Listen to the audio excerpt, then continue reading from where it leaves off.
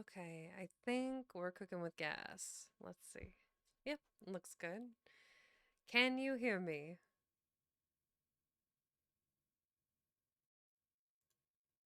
I can see my subtitles are working on the stream. Everything is looking good. Whew! I'm just scared I'm gonna scuff straight from the get go. Each and every time. Okay, it has already been an outstandingly busy day.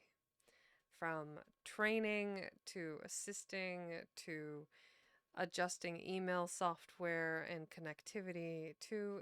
Mm, Thank you, Fallen. Thank you, Valis. I'm glad that you can hear me. In the offhand chance that anyone is watching for the first time and never been here before, hello. I am Vexen Cat. I read classic literature and poetry and occasionally play video games. Um, I will be adding to more variety in the not so distant future once I have one, my live 2D model, and two, the PNGs that I got custom for doing art streams and doing gaming streams already.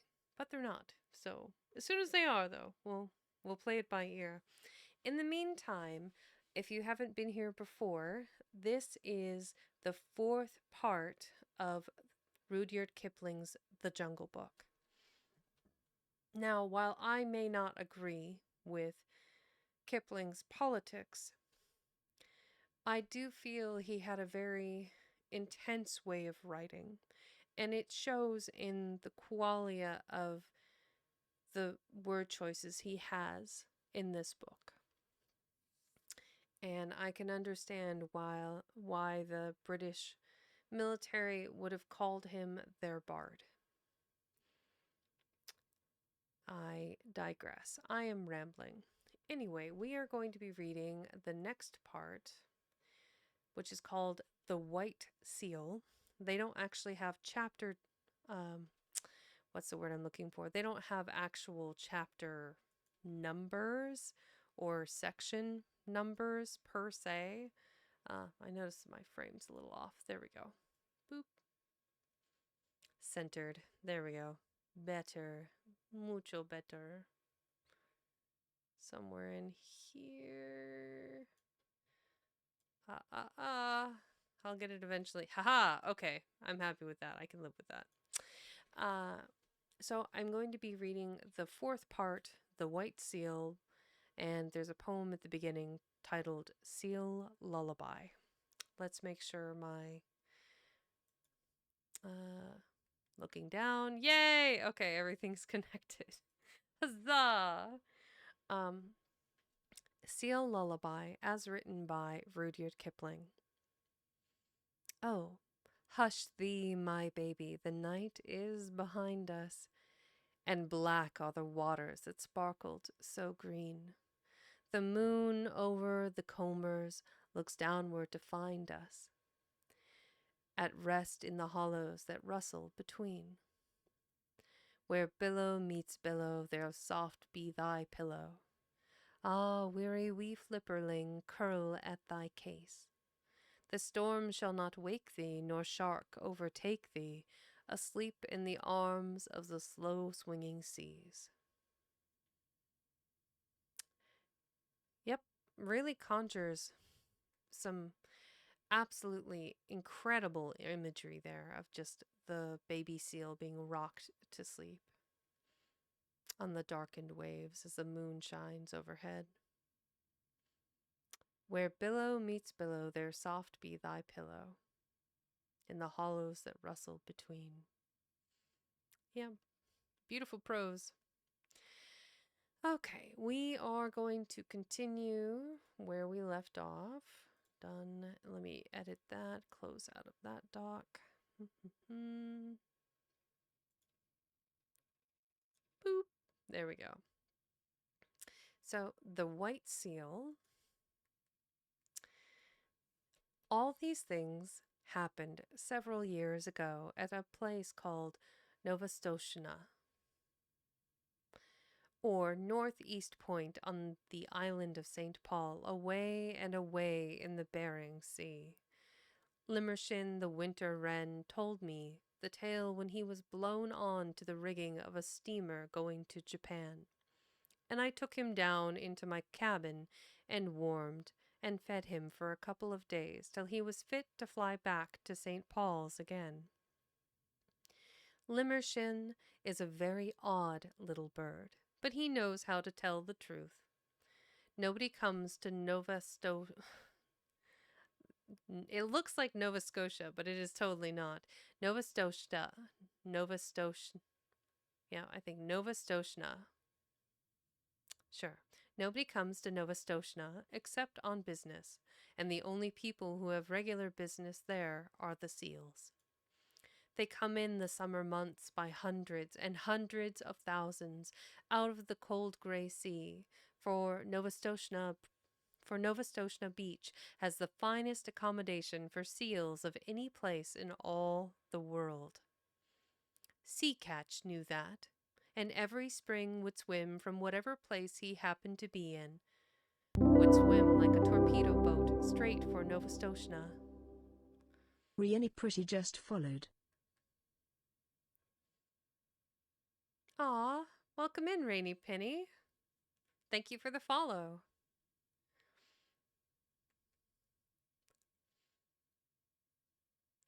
And spend a month fighting with his companions for a good place on the rocks as close to the sea as possible. Sea Catch was 15 years old. Did I read that whole paragraph?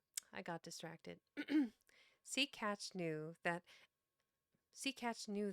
and every spring would swim from whatever place he happened to be in, would swim like a torpedo boat straight for Nova Scotia, and spend a month fighting with his companions for a good place on the rocks as close to the sea as possible.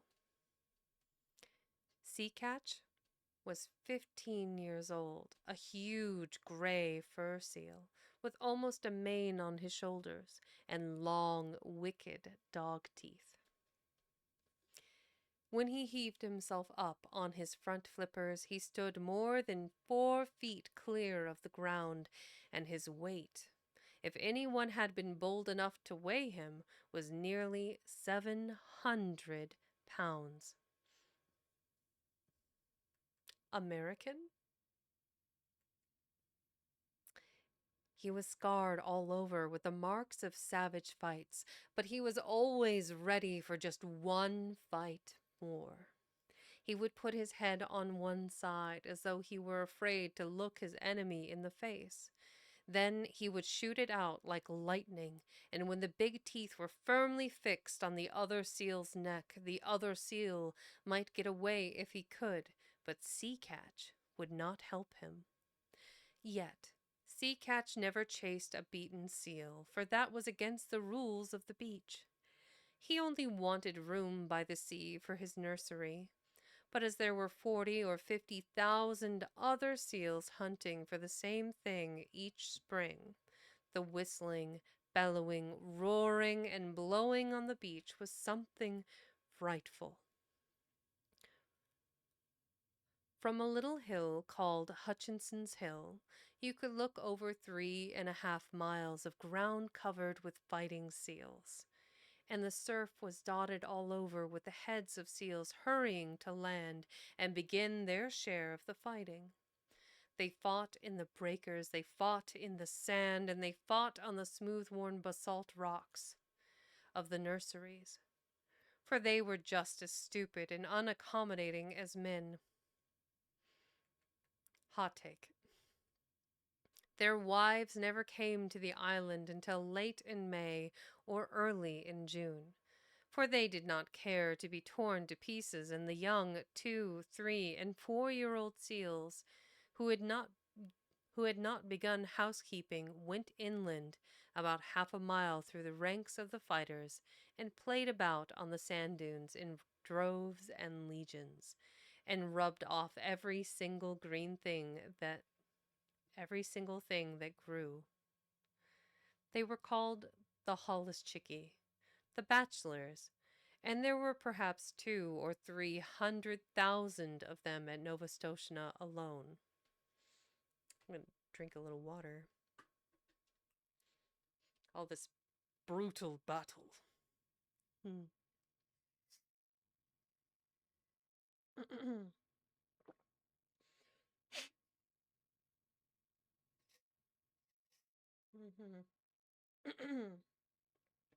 There we go. Seacat had just finished his 45th fight one spring when Matka, his soft, sleek, gentle eyed wife, came up out of the sea, and he caught her by the scruff of the neck and dumped her down on his reservation, saying roughly, "Late as usual. Where have you been?" It was not the fashion for Sea Catch to eat anything during the 4 months he stayed on the beaches, and so his temper was generally bad. He was very hangry. "Hey, Boogie, welcome in." Motka knew better than to answer back. She looked around and cooed, "How thoughtful of you. You've taken the old place again." "I should think I had," said Sea Catch. "Look at me." He was scratched and bleeding in 20 places. One eye was almost blind, and his sides were torn to ribbons. "Oh, you men," Matka said, fanning herself with her hind flipper. "Why can't you be sensible and settle your places quietly? You look as though you had been fighting with the killer whale." I hadn't, I haven't, hmm, I have not been doing anything but fight since the middle of May. The beach is disgracefully crowded this season. I've met at least 100 seals from Lucannon Beach. House hunting.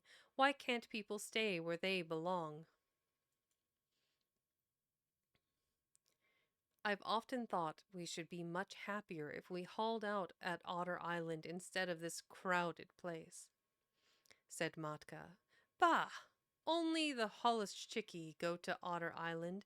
If we went there, they would say we were afraid. We must preserve appearances, my dear." Sea Catch sunk his head proudly between his fat shoulders and pretended to go to sleep for a few minutes, but all the time he was keeping a sharp lookout for a fight. Now that all the seals and their wives were on the land, you could hear their clamor miles out to sea above the loudest gales. At the lowest counting, there were over 1,000,000 seals on the beach. Old seals, mother seals, tiny babies, and Holluschickie, fighting, scuffling, bleating, crawling, and playing together, going down to the sea and coming up from it in gangs and regiments, lying over every foot of ground as far as the eye could reach, and skirmishing about in brigades through the fog. It is nearly it was it is nearly always foggy at Nova Scotia, except when the sun comes out and makes everything look all pearly and rainbow colored for a little while. Kotick, Matka's baby, was born in the middle of that confusion, and he was all head and shoulders, with pale, watery blue eyes, as tiny seals must be. But there was something about his coat that made his mother look at him very closely. "Sea Catch," she said at last, "our baby's going to be white." "Empty clamshells and dry seaweed," snorted Sea Catch. "There never has been such a thing in the world as a white seal." "I can't help that," said Matka. "There's going to be now." And she sang the low, crooning seal song that all the mother seals sing to their babies.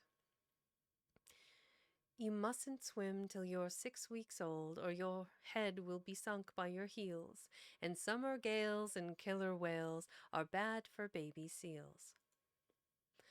"Are bad for baby seals, dear rat, as bad can be, but splash and grow strong, and you can't be wrong, child of the open sea." Of course, the little fellow did not understand the words at first. He paddled and scrambled about by his mother's side and learned to scuffle out of the way when his father was fighting with another seal. And the two rolled and roared up and down the slippery rocks. Matka used to go to sea to get things to eat, and the baby was fed only once in 2 days.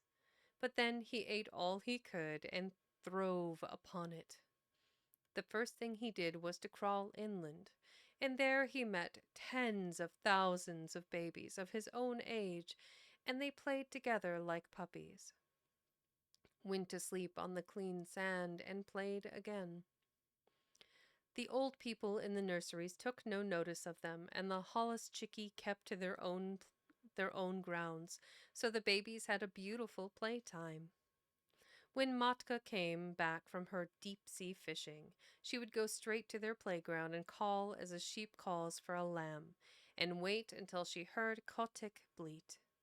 Then she would take the straightest of straight lines in his direction, striking out with her four flippers and knocking the youngsters head over heels right and left.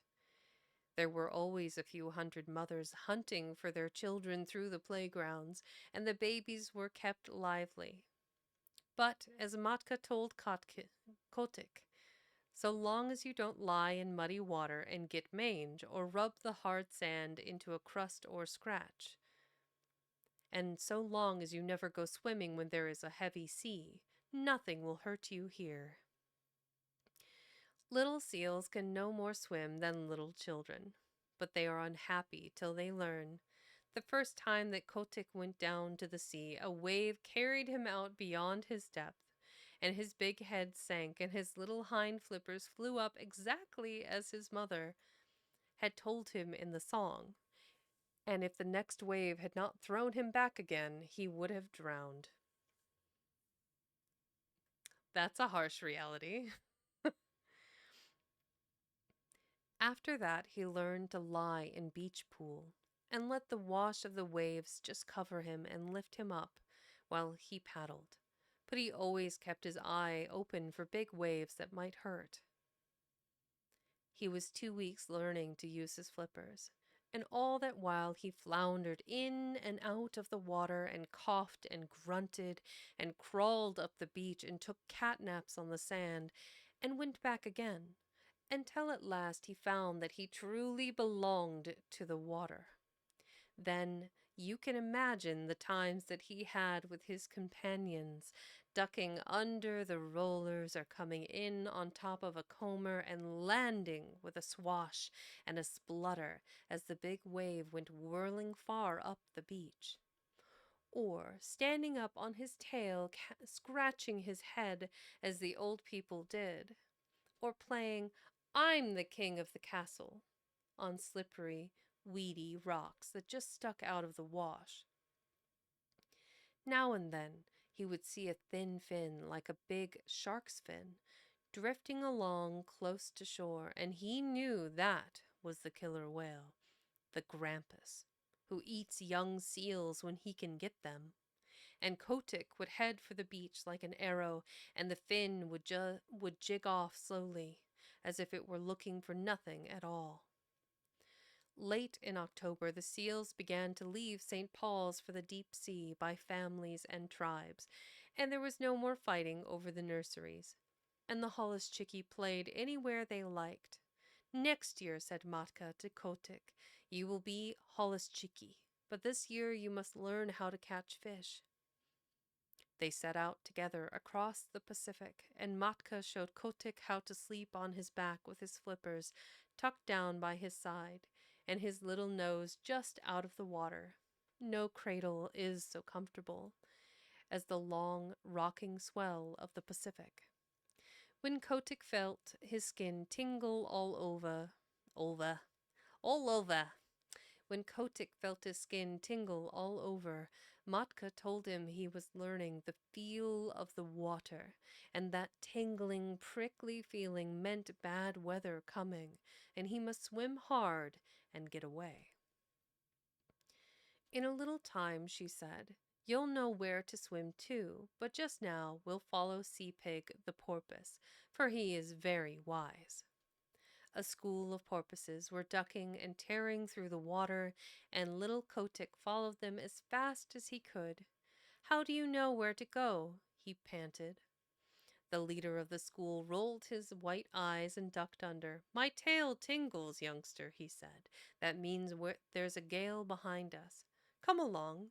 When you're south of the sticky water, he meant the equator, and your tail tingles, that means there's a gale in front of you, and you must head north. Come along. The water feels bad here. This was one of very many things that Kotick learned, and he was always learning. Matka taught him how to follow the cod and the halibut along the undersea banks, and wrench the rockling out of his hole among the weeds, how to skirt the wrecks lying 100 fathoms below the water. I literally just lost my entire, yeah.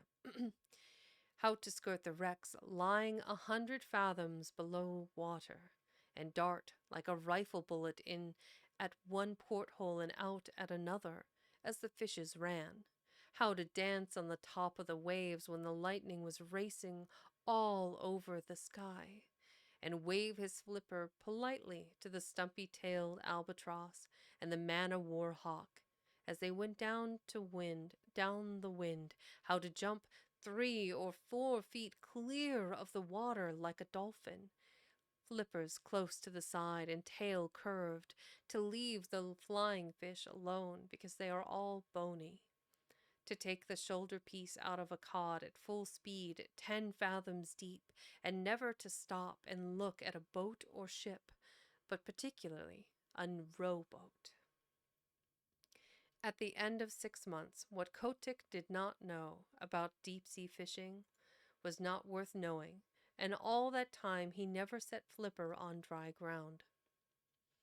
One day, however, as he was lying half asleep in the warm water somewhere off the island of Juan Fernandez, he felt faint and lazy all over, just as human people do when the spring is in their legs, and he remembered the good firm beaches of Nova Scotia, 7,000 miles away, the games his companions played, the smell of the seaweed, the seal roar, and the fighting. That very minute he turned north, swimming steadily, and as he went on he met scores of his mates, all bound for the same place, and they said, Greeting, Kotick. This year we are all Hollis Cheeky, and we can dance the fire dance in the breakers off Lucannon, and play on the new grass. But where did you get that coat? Kotick's fur was almost pure white now, and though he felt very proud of it, he only said, Swim quickly, my bones are aching for the land. And so they all came to the beaches where they had been born, and heard the old seals, their fathers, fighting in the rolling mist. Hydration break.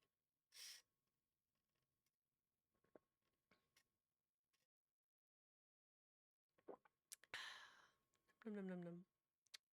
I love water. So good.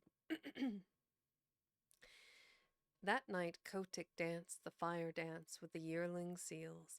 The sea is full of fire on summer nights all the way down from Nova Scotia to Lucannon, and each seal leaves a wake like burning oil behind him and a flaming flash when he jumps. And the waves break in great phosphorescent streaks and swirls. Then they went inland to the Hollischickie grounds and rolled up and down in the new wild wheat, and told stories of what they had done while they had been at sea. They talked about the Pacific as boys would talk about a wood that they had been nutting in. Phrasing! And if anyone had understood them, he could have gone away and made such a chart of that ocean as never was.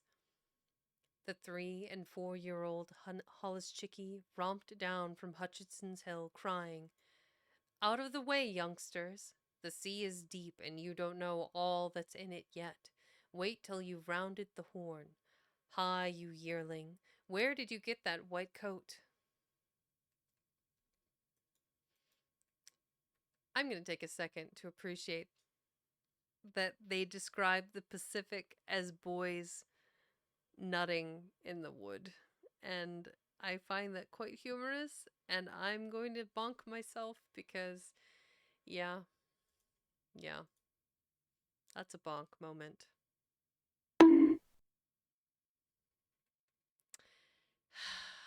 Yeah. Bonk. Yeah. Jesus Christ. Okay. I didn't get it, said Kotick. It grew. And just as he was going to roll the speaker over, a couple of black haired men with flat red faces came from behind a sand dune, and Kotick, who had never seen a man before, coughed and lowered his head. The holluschickie just bundled off a few yards and sat staring stupidly. The men were no less than Carrick Booterin, the chief of the seal hunters on the island, and Pantalaimon, his son. They came from a little village not half a mile from the seal nurseries, and they were deciding what seals they would drive up to the killing pens. For the seals were driven, just like sheep, to be turned into sealskin jackets later on. Ho! Said Pantalaimon. Look, there's a white seal.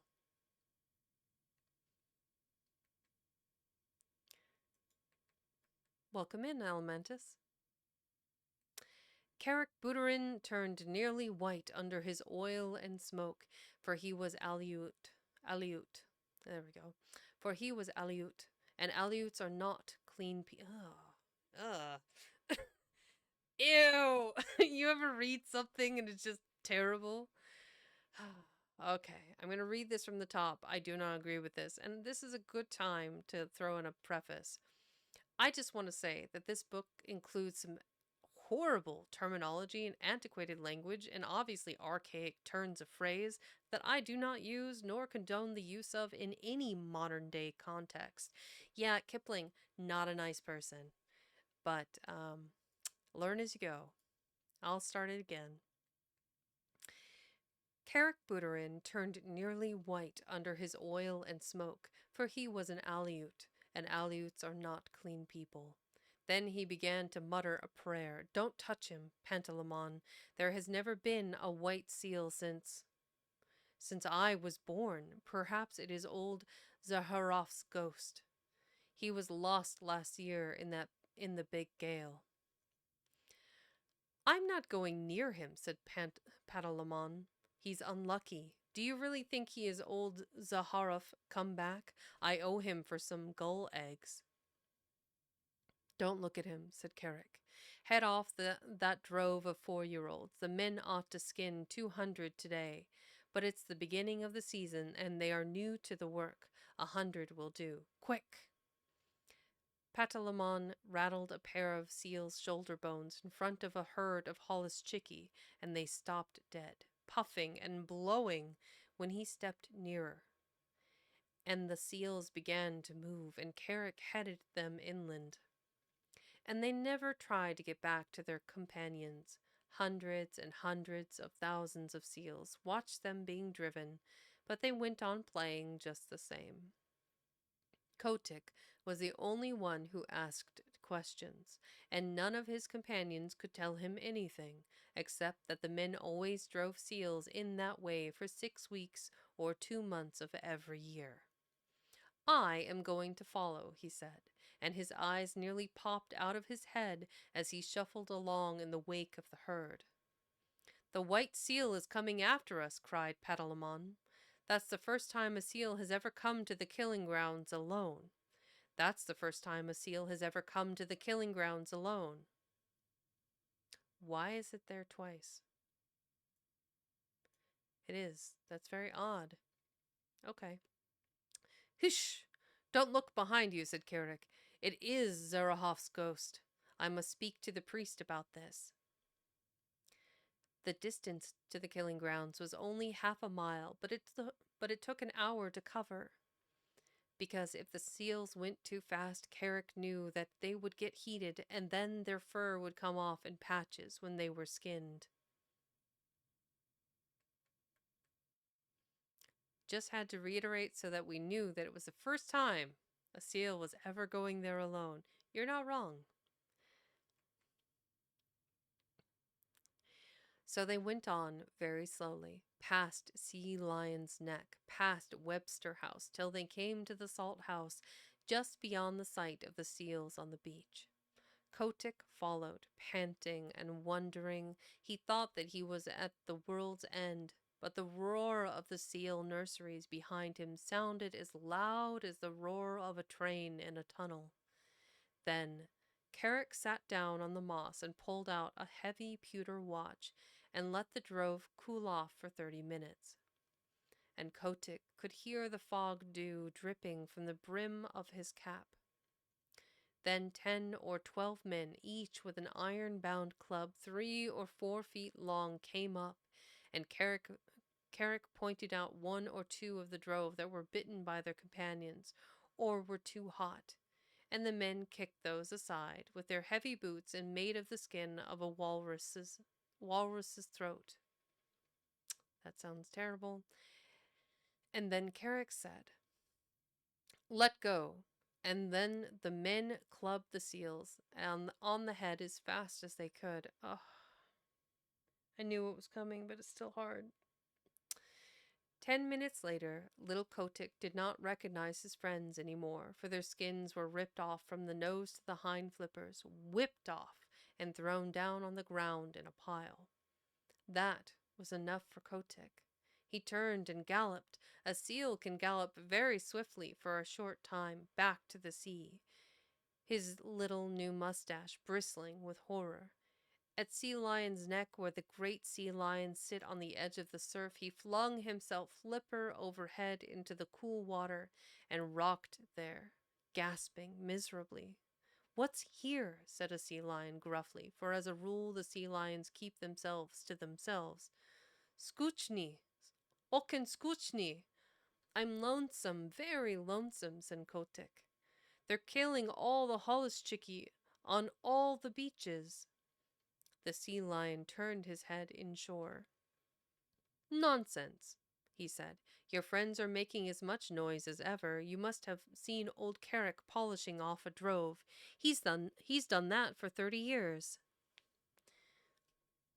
"It's horrible," said Kotick, backing water as a wave went over him, and steadying himself with a screw stroke of his flippers that brought him up all standing within 3 inches of a jagged edge of rock. "Well done for a yearling," said the sea lion, who could appreciate good swimming. "I suppose it is rather awful for your way of looking at it, from your way of looking at it, but if you seals will come here year after year, of course the men get to know of it, and unless you can find an island where no men ever come, you will always be driven." "Isn't isn't there any such island?" began Kotick. "I followed the Poltus, the halibut, for 20 years, and I can't say I've found it yet. But look here. You seem to have a fondness for talking to your betters. Suppose you go to Islet? Islet? Walrus Islet. I'm going to say islet. Oh, that word of the day. Da-da.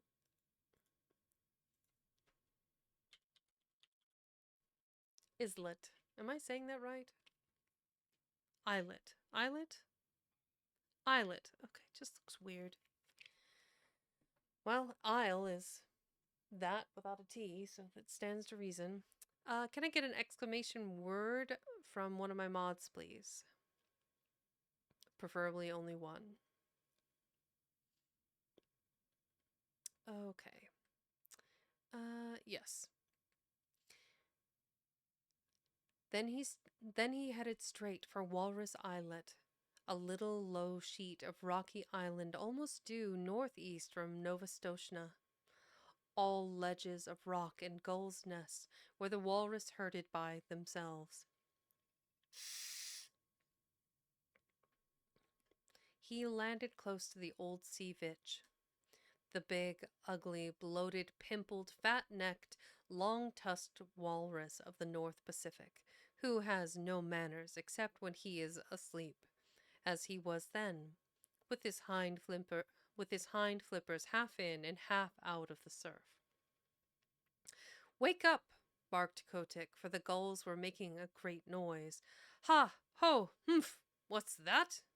said Sea Vitch, and he struck the next walrus a blow with his tusks and waked him up, and the next struck the next, and so on till they were all awake and staring in every direction but the right one.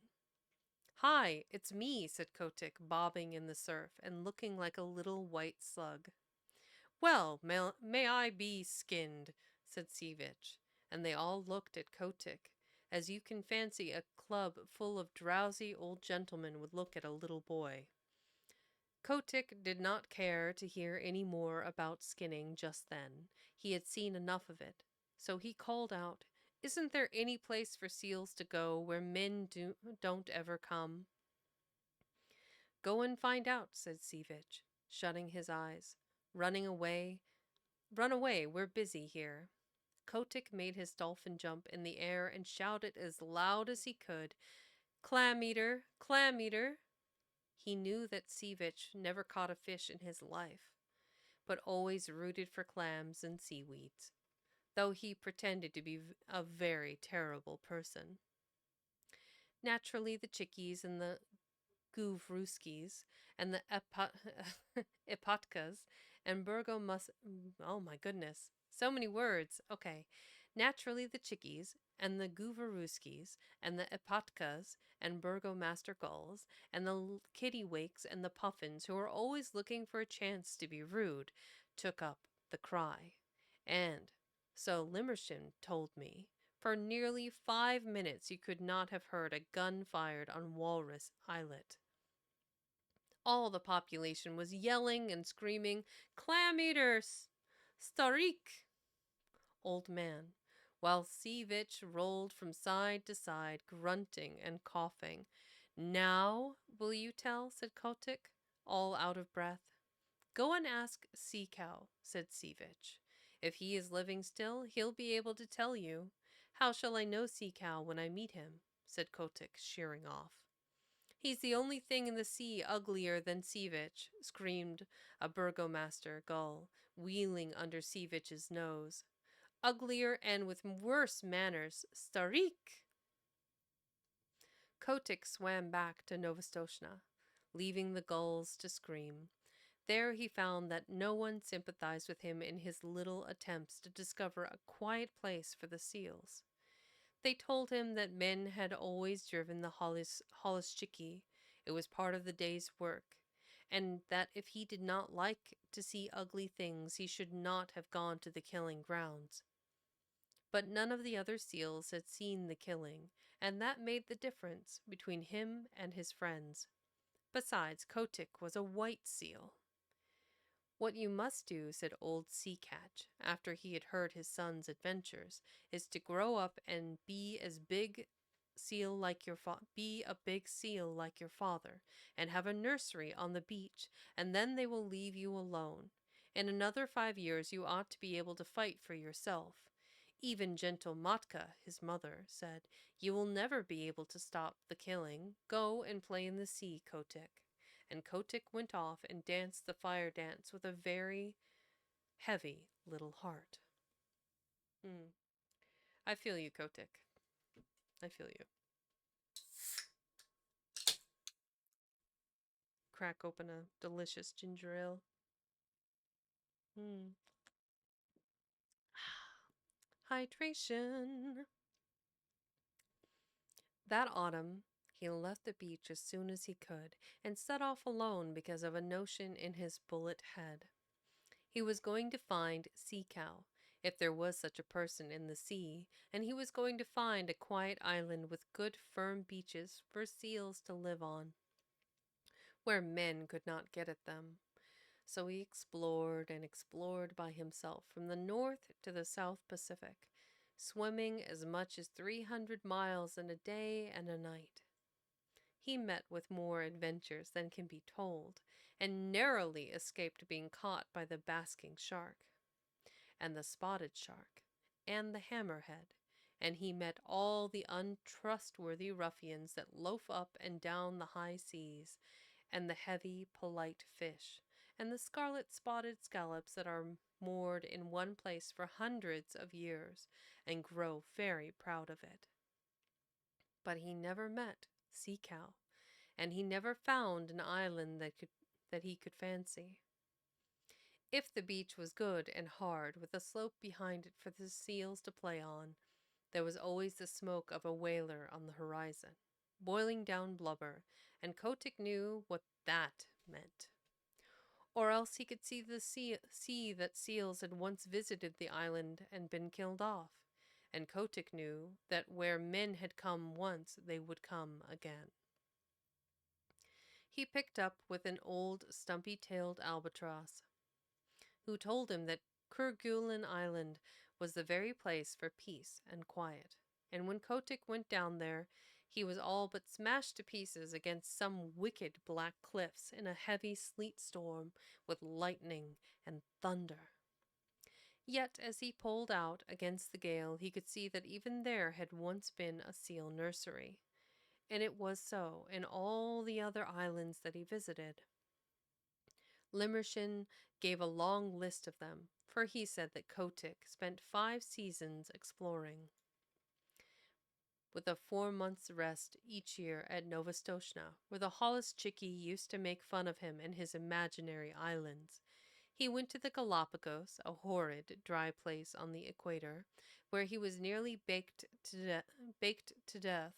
He went to the George Islands, the Orkneys, Emerald Island, Little Nightingale Island, Gow's Island, Bouvet's Island, the Crocets, and even to a little speck of an island south of the Cape of Good Hope. But everywhere the people of the seal told him the same thing. Seals had come to those islands once upon a time, but men had killed them all off. Even when he swam thousands of miles out of the Pacific and got to a place called Cape Corrients, that was when he was coming back from Gow's Island, he found a few hundred mangy seals on a rock, and they told him that men came there too. That nearly broke his heart, and he headed round the Horn back to his own beaches. And on his way north he hauled out on an island full of green trees where he found an old, old seal who was dying. And Kotick caught fish for him and told him all his sorrows. Now, said Kotick, I am going back to Novastoshnah, and if I am driven to the killing pens with a Holluschickie, I shall not care. The old seal said, Try once more. I am the last of the lost rookery of Mossafura, and in the days when men killed us by the 100,000, there was a story on the beaches that some day a white seal would come out of the north and lead the seal people to a quiet place. I am old, and I shall never live to see that day, but others will. Try once more. And Kotick curled up his mustache, it was a beauty, and said, I am the only white seal that has ever been born on the beaches, and I am the only seal, black or white, who ever thought of looking for new islands. That cheered him immensely. And when he came back to Novastoshnah that summer, but Matka, his mother, begged him to marry and settle down, for he was no longer a Holluschickie, but a full-grown sea-catch, with a curly white mane on his shoulders, as heavy, as big, and as fierce as his father. Give me another season, he said. Remember, mother, it is always the 7th wave that goes farthest up the beach. Curiously enough, there was another seal who thought that she would put off marrying till the next year, and Kotick danced the fire dance with her all down Lukannon Beach, the night before he set off on his last exploration. This time he went westward, because he had fallen on the trial, oh my goodness, fallen on the trail of a great shoal of halibut, and he needed at least 100 pounds of fish a day to keep him in good condition. He chased them till he was tired, and then he curled himself up and went to sleep on the hollows of the groundswell that sets in the Copper Island. He knew the coast perfectly well, so about midnight, when he felt himself gently bumped on a weed bed, he said, tide's running strong tonight, and turned over under water, opened his eyes slowly and stretched. Then he jumped like a cat, for he saw huge things nosing about in the shoal water and browsing on the heavy fringes of the weeds. By the great combers of Magellan, he said, beneath his mustache, who in the deep sea are these people? They were like no walruses. Sea lion, seal, bear, whale, shark, fish, squid, or scallop that Kotick had ever seen before. They were between 20 and 30 feet long, and they had no hind flippers, but a shovel-like tail that looked as if it had been whittled out of wet leather. Their heads were the most foolish things you ever saw, and they balanced on the ends of their tails in deep water when they weren't grazing, bowing solemnly to one another and waving their front flippers as a fat man waves his arm. What? Just waving their flippers like a fat man waves his arm. What does that even mean? Okay. Ahem, said Kotick. Good sport, gentlemen. The big things answered by bowing and waving their flippers like the frog footmen. When they began feeding again, Kotick saw that their upper lip was split into two pieces, that they could twitch apart about a foot and bring together again with a whole bushel of seaweed between the splits. They tucked the stuff into their mouths and chumped solemnly. Messy style of feeding, that, said Kotick. They bowed again, and Kotick began to lose his temper. Very good, he said. If you do happen to have an extra joint in your front flipper, you needn't show off so. I see you bow gracefully, but I should like to know your names. The split lips moved and twitched, and the glassy green eyes stared, but they did not speak. Well, said Kotick, you're the only people I have ever met uglier than Seevich, and with worse manners. Then he remembered in a flash what the burgomaster gull had screamed to him when he was a little yearling at Walrus Islet, and he tumbled backward in the water, for he knew that he had found Sea Cow at last. The sea cows went on schlumping and grazing and clumping in the weed, and Kotick asked them questions in every language that he had picked up in his travels. I don't think we got the... There we go. Schlooping.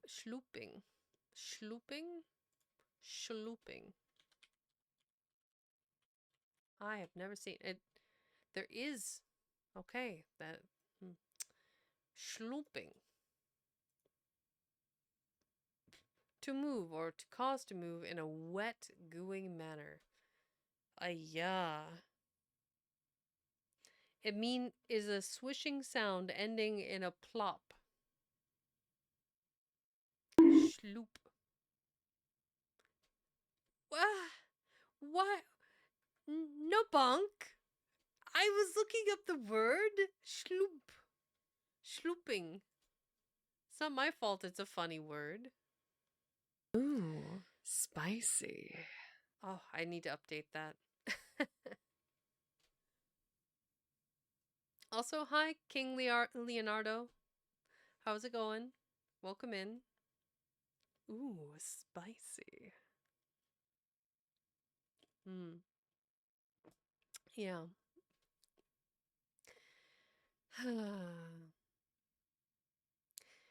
The sea cows went on, schlooping and grazing and chumping in the weed, and Kotick asked them questions in every language that he had picked up in his travels.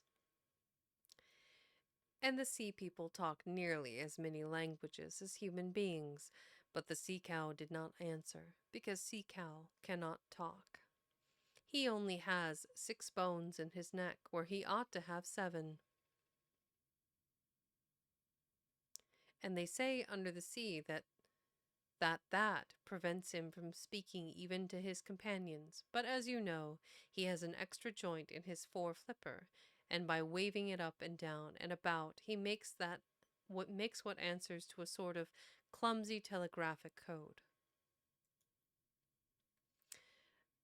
It's going good, just playing some games right now. How are you doing? I am doing quite well. We are in part 4 of the Jungle Book, and I'm not really sure what this story has to do with Mowgli or his adventures. Um, at the end of the last chapter before this one, Tiger, Tiger, he had an all-out battle with Shere Khan, running him down using water buffalo to stampede him and taking on the tiger and ending his life. Um, and then, unfortunately, the the village that he was living out of, the hunter there wanted to take all the credit, and then said because Mowgli wouldn't share that it was due to witchcraft that he was able to subdue Shere Khan. And then he was kicked out of the village. So Mowgli's been kicked out of the wolf pack, kicked out of the human village, and I don't know what's going to happen now. We'll see. But like I said, not entirely sure what the white seal has to do with Mowgli's story. This might just be another story within the story, which some authors do. We'll see. Yeah, I think we're in a filler chapter. I don't know. Maybe. It's just weird. Rudyard was weird. It's just an odd guy. By my standards, anyway. I don't truck with his politics or his ethics in some regards. Multiple regards. Yeah, just a lot of it. A lot of it. Just would never have seen eye to eye, he and I. What was I doing? Ah, yes.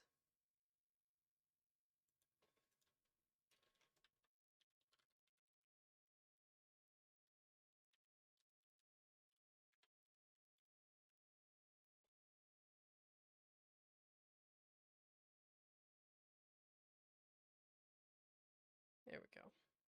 Save that. Done. Okay. We are on this section here.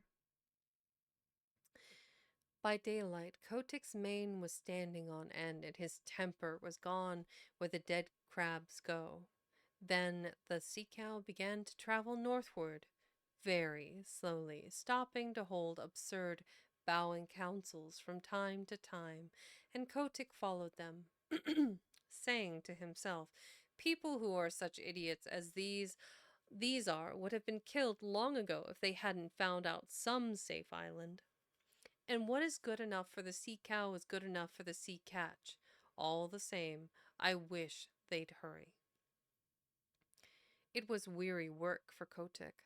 The herd never went more than 40 or 50 miles a day, and stopped to feed at night, and kept close to the shore all the time, while Kotick swam round them and over them and under them, but he could not hurry them up 1/2 mile.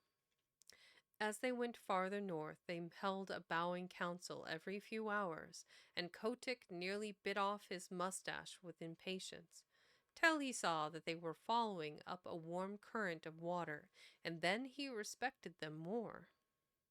One night they sank through the shiny water, sank like stones, and for the first time since he had known them began to swim quickly. Kotick followed, and the pace astonished him, for he had never dreamed that Sea Cow was anything of a swimmer.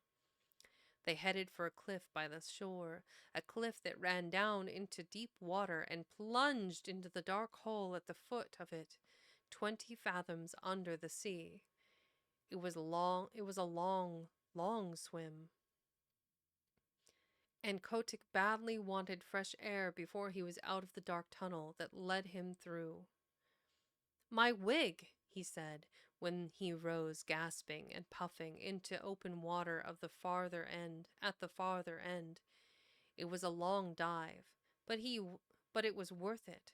The sea cows had separated and were browsing lazily along the edges of the finest beaches that Kotick had ever seen. There were long stretches of smooth, worn rock running for miles exactly fitted to make seal nurseries, and there were playgrounds of hard sand sloping inland behind them, and there were rollers for seals to dance in, and long grass to roll in, and sand dunes to climb up and down, and best of all, Kotick knew by the feel of the water, which never deceives a true sea catch, that no men had ever come there.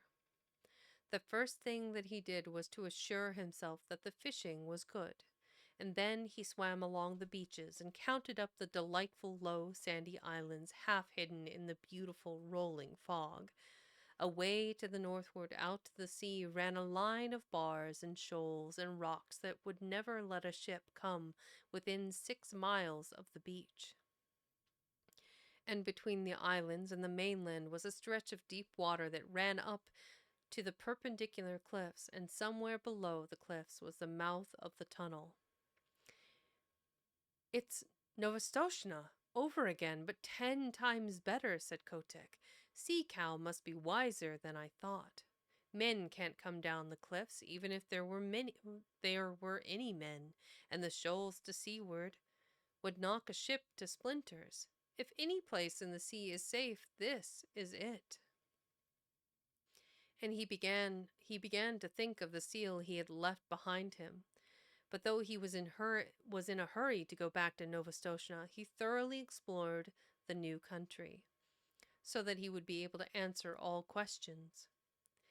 Then he dived and made sure of the mouth of the tunnel and raced through to the southward. No one but a sea cow or a seal would have dreamed of there being such a place. And when he looked back at the cliffs, even Kotick could hardly believe that he had been under them. He was 6 days going home, though he was not swimming slowly. And when he hauled out just above Sea Lion's neck, the first person he met was the seal who had been waiting for him, and she saw by the look in his eyes that he had found his island at last. But the holluschickie and sea catch, his father, and all the other seals laughed at him when he told them what he had discovered, and a young seal about his own age said, "This is all very well, Kotick, but you can't come from no one knows where and order us off like this. Remember, we've been fighting for our nurseries, and that's a thing you never did. You preferred prowling about in the sea." The other seals laughed at this, and the young seal began twisting his head from side to side. He had just married that year and was making a great fuss about it. "I've no nursery to fight for," said Kotick. I want only to show you all a place where you will be safe. What's the use of fighting?" "Oh, if you're trying to back out, of course I've no more to say," said the young seal with an ugly chuckle.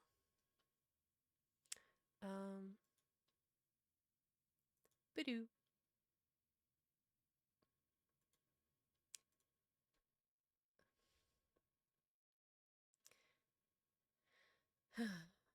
Hmm. "Oh, if you're trying to back out, of course I've no more to say," said the ugly seal with an ugly chuckle. The ugly seal. The young seal with an ugly chuckle. "Will you come with me if I win?" said Kotick, and a green light came into his eyes, for he was very angry at having to fight at all. "Very good," said the young seal carelessly. "If you win, I'll come. Hmm. He had no time to change his mind, for Kotick's head darted out and his teeth sunk in the blubber of the young seal's neck. Then he threw himself back on his haunches and hauled his enemy down the beach, shook him, and knocked him over. Then Kotick roared to the seals, I've done my best for you these 5 seasons past. I've found you the island where you'll be safe. But unless your heads are dragged off your silly necks, you won't believe. I'm going to teach you now. Look out for yourselves. Limmershin told me that never in his life, and Limmershin sees 10,000 big seals fighting every year, never in all his little life did he see anything like Kotick's charge into the nurseries. He flung himself at the biggest sea catch he could find, caught him by the throat, choked him, bumped him, and banged him till he grunted for mercy, and then threw him aside and attacked the next. You see, Kotick had never fasted for 4 months as the big seals did every year, and his deep sea swimming trips kept him in perfect condition, and best of all, Ooh, he had spicy. never fought before. His curly white mane stood up with rage. Another spicy. Kept him in perfect condition, and best of all, he had never fought before. His curly white mane stood up with rage, and his eyes flamed, and his big dog teeth glistened, and he was splendid to look at. Old Sea Catch, his father, saw him tearing past, hauling the grizzled old seals about as though they had been halibut and upsetting the young bachelors in all directions, and Sea Catch gave one roar and shouted, He may be a fool, but he is the best fighter on the beaches. Don't tackle your father, my son. He's with you. Kotick roared in answer, and old Sea Catch waddled in, his mustache on end, blowing like a locomotive, while Matka and the seal that was going to marry Kotick cowered down and admired their menfolk. It was a gorgeous fight, for the two fought as long as there was a seal that dared lift up his head, and then they paraded grandly up and down the beach, side by side, Hygara 13 bellowing. gifted 1 subscriptions to the community. Oh, thank you, Hikara. Thank you. Yami Florence, I hope you enjoyed the sub. That is so nice. Thank you. I hope you're enjoying the story. Thank you so much for the gifted sub. Hmm.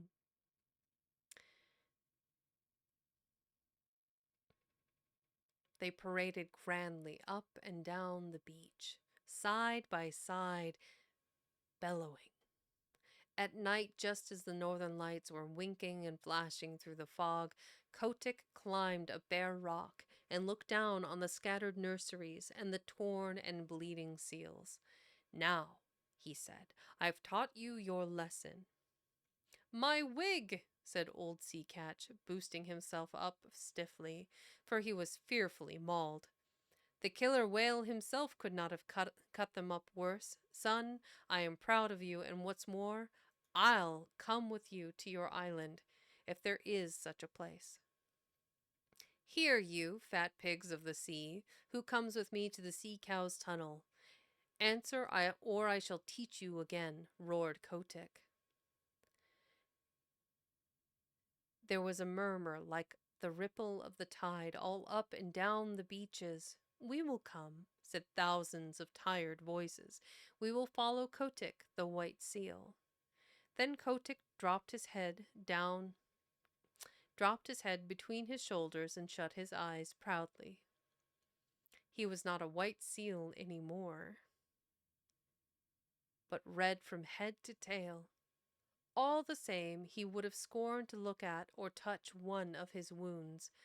A week later, he and his army, nearly 10,000 holluschickie and old seals, went away north to the sea cow's tunnel, Kotick leading them, and the seals that stayed at Novastoshnah called them idiots. But next spring, when they all met when they all met off the fishing banks of the Pacific, Kotick seals told such tales of the new beaches beyond Sea Cow's tunnel that more and more seals left Novastoshnah. Of course, it was not all done at once, for the seals need a long time to turn things over in their minds. Me too. But year by year, more seals went away from Novastoshnah and Lukannon and the other nurseries to the quiet, sheltered beaches where Kotick sits all the summer through, getting bigger and fatter and stronger each year, while the holluschickie play round him in the sea where no man comes. This is another poem by Rudyard Kipling. This one is titled Lukannon. This is the great deep sea song that all the St. Paul seals sing when they are heading back to their beaches in the summer. It is a sort of very sad seal national anthem. Interesting. This feels like a limerick, or just that cadence. I met my seals in the morning, and oh, but I am old. We're roaring on the ledges of the summer groundswell rolled. Yeah, it's got that feel. I heard them lift the chorus that dropped the breaker's song. The beaches of Lukannon, 2,000,000 voices strong. The song of pleasant stations beside the salt lagoons, the song of blowing squadrons that shuffled down the dunes, the song of midnight dances that churned the sea to flame, the beaches of Lukannon before the sealers came. I met my mates in the morning, I'll never meet them more. They came and went in legions that darkened all the shore, and through the foam-flecked offing, as far as voice could reach, we hailed the landing parties and we sang them up the beach. The beaches of Lukannon, the winter wheat so tall, the dripping crinkled lichen and the sea fog drenching all, the platforms of our playground all shining smooth and warm, worn, the beaches of Lukannon, the home where we were born. I meet my mates in the morning, a broken scattered band. Men shoot us in the water and club us on the land. Men drive us to the salt house like silly sheep and tame, and still we sing Lukannon before the sealers came. There's a pause there. And still we sing Lukannon before the sealers came. Wheel down to southward, oh, over Ruska go, and tell this deep sea viceroys the story of our woe. Ere empty as the shark's egg the tempest flings ashore, the beaches of Lukannon shall know their sons no more. That's intense. Yeah, I don't know, it just has a lilting up and Drink down. water. Become Good call. Water is a good idea. Mm. Mm-hmm. Hi. Hi. Hey, Excalibur. Welcome in. Hope you're doing well. Awesome. Always nice to see and hear from you. Let's see, the next one is Rikki Tikki Tavi. I'm not sure how long Rikki Tikki Tavi is. We have been kind of short today. We're only an hour or so in. I am not sure, because the way this book is structured is a bit unusual. Bit unusual to be loved by anyone. Hopefully my singing wasn't absolutely terrible. My apologies in retrospect. So this is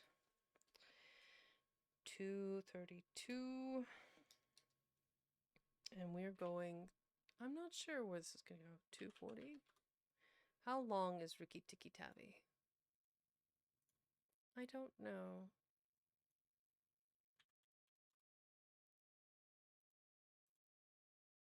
I'm not sure if we can get through all of Tiki Tavi.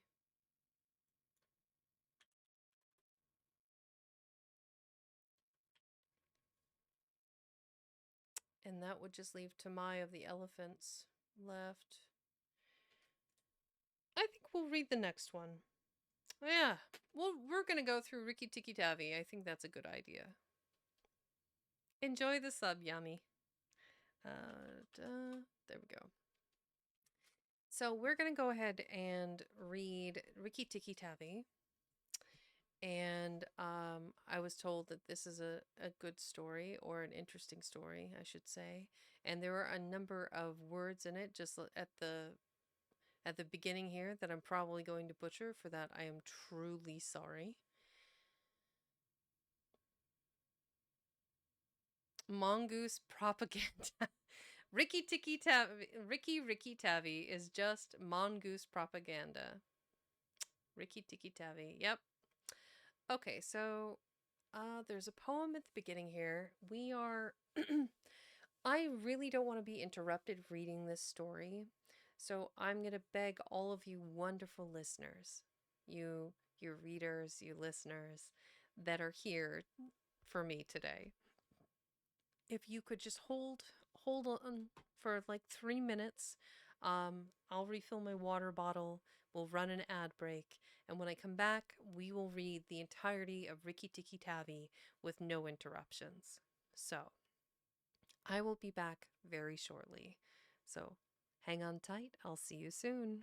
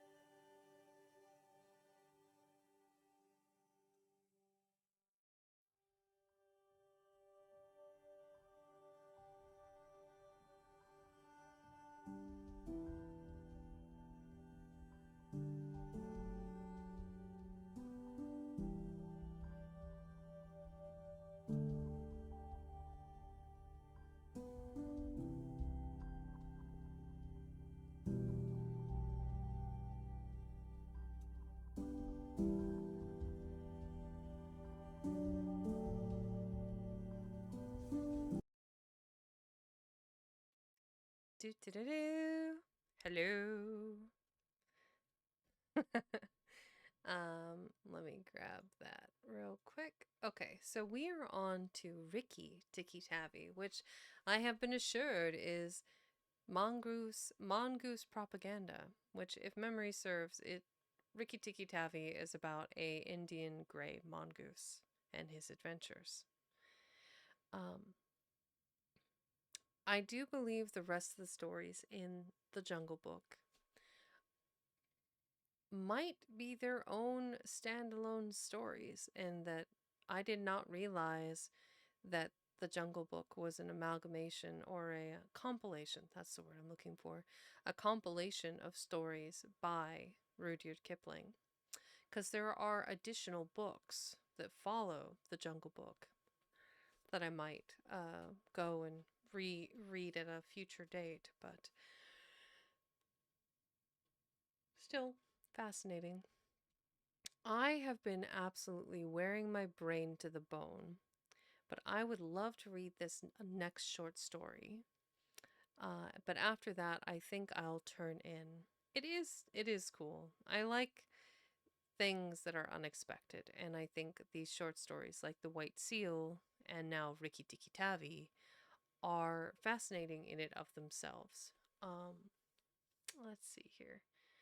We've got a couple of friends that are probably still going to be streaming after I finish reading, so we're good. We're good. I just want to make sure I've got people to go bother after we're done reading.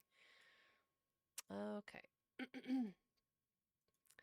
So this is the story of Rikki Tikki Tavi. Let's go ahead and read the poems.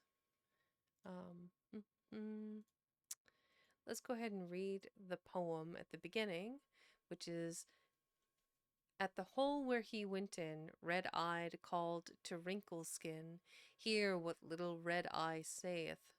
Nag, come up and dance with death. Eye to eye and head to head, keep the measure, Nag. This shall end when one is dead at thy pleasure, Nag. Ha! Turn for turn and twist for twist, run and hide thee, Nag. Ha! The hooded death has missed, woe betide thee, Nag. I went ahead and filled up my water bottle. Thank you for asking, though. Um, that's very nice, Excalibur. Mm, mm-hmm. Mm, mm-hmm. Ah, wonderful. Okay. So let me think here. Um, yeah, I think we're in good shape, and we'll get started.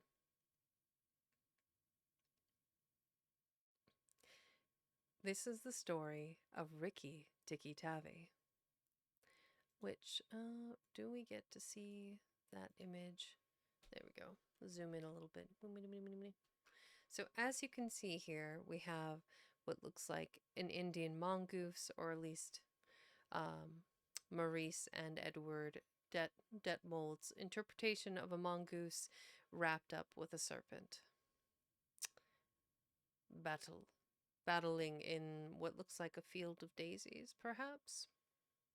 I don't know. We shall see. This book might have... Whoop! That got really strange sized. There. Nah? Nah? Yeah. Thereabouts. Sure. Good enough.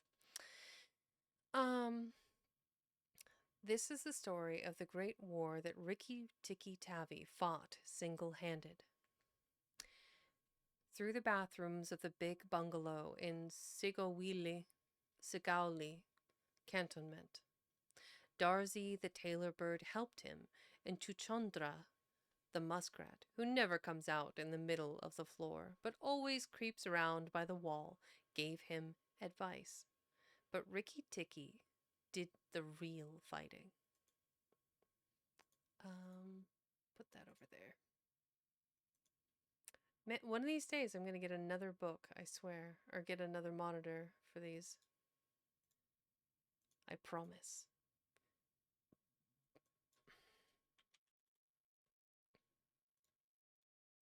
grab that, put that over there. Yep, I knew it. Oh, I knew it. Knew it.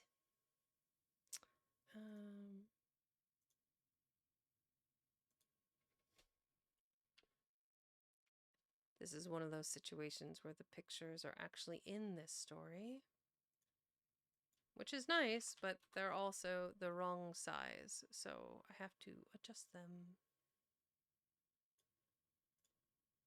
Select all, copy, boom.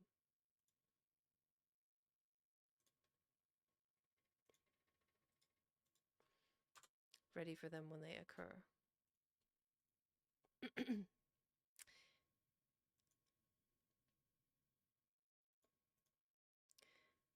Boop-a-doo. He was a mongoose, rather like a cat in his fur and his tail, but quite like a weasel in his head and his habits. His eyes and the end of his restless nose were pink. He could scratch himself anywhere he pleased with any leg, front or back, that he chose to use. He could fluff up his tail till it looked like a bottle brush, and his war cry as he scuttled through the long grass was "Ricky tick, rick, rick ticky, ooh, rick tick ticky ticky ticky tick." That's a mouthful. Ayah, rick tick, ticky ticky tick. Bless. Rick tick ticky ticky tick. One day, a high summer flood washed him out of the burrow where he lived with his father and mother, and carried him kicking and clucking down a roadside ditch. He found a little wisp of grass floating there, and clung to it till he lost his senses. When he revived, he was lying in the hot sun on the middle of a garden path, very draggled indeed, and a small boy was saying, "Here is a dead mongoose. Let's have a funeral." "No," said his mother. "Let's take him in and dry him. Perhaps he isn't really dead." They took him into the house, and a big man picked him up between finger and thumb, and said he was not dead, but half choked. So they wrapped him in cotton wool, and warmed him, and he opened his eyes and sneezed. "Now," said the big man, he was an Englishman, who had just moved into the bungalow, "don't frighten him. We'll see what he'll do. It is the hardest thing in the world to frighten a mongoose, because he is eaten up from nose to tail with curiosity. The motto of all the mongoose family is, 'Run and find out.' And Rikki Tikki was a true mongoose. He looked at the cotton wool, decided that it was not good to eat, ran all round the table, and sat up, and put his fur in order, scratched himself, and jumped on the small boy's shoulder. "Don't be frightened, Teddy," said his father. "That's his way of making friends." "Ouch! He's tickling under my chin," said Teddy. Rikki Tikki looked down between the boy's collar and neck, snuffed at his ear, and climbed down to the floor, where he sat rubbing his nose. "Good gracious," said Teddy's mother. "And that's a wild creature. I suppose he's so tame because we've been kind to him." Dangerous, dangerous thought process. "All mongooses are like that," said her husband. "If Teddy doesn't pick him up by the tail or try to put him in a cage, he'll run in and out of the house all day long. Let's give him something to eat." They gave him a little piece of raw meat. Rikki Tikki liked it immensely.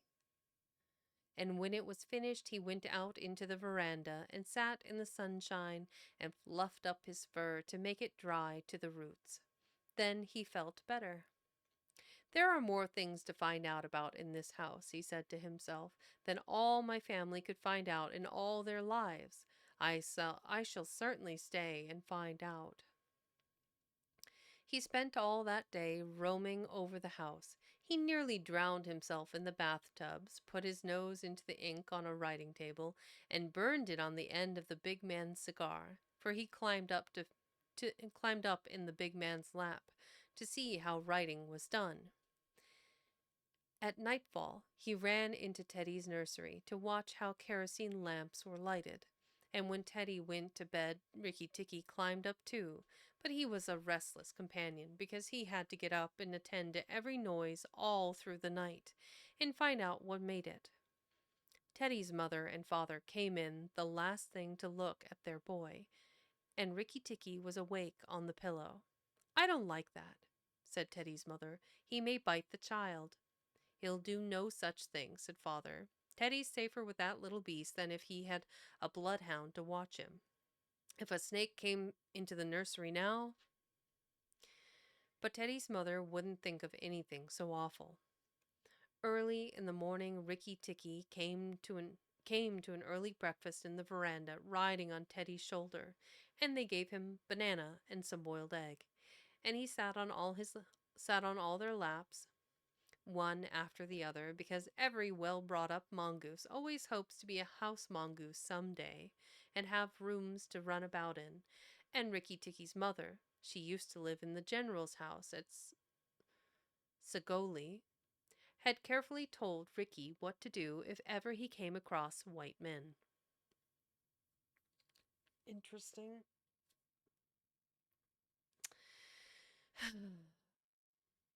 Then Rikki Tikki went out into the garden to see what was to be seen. It was a large garden, only half cultivated, with bushes as big as summer houses of Marshall Neal roses, lime and orange trees, clumps of bamboos, and thickets of high grass. Rikki Tikki licked his lips.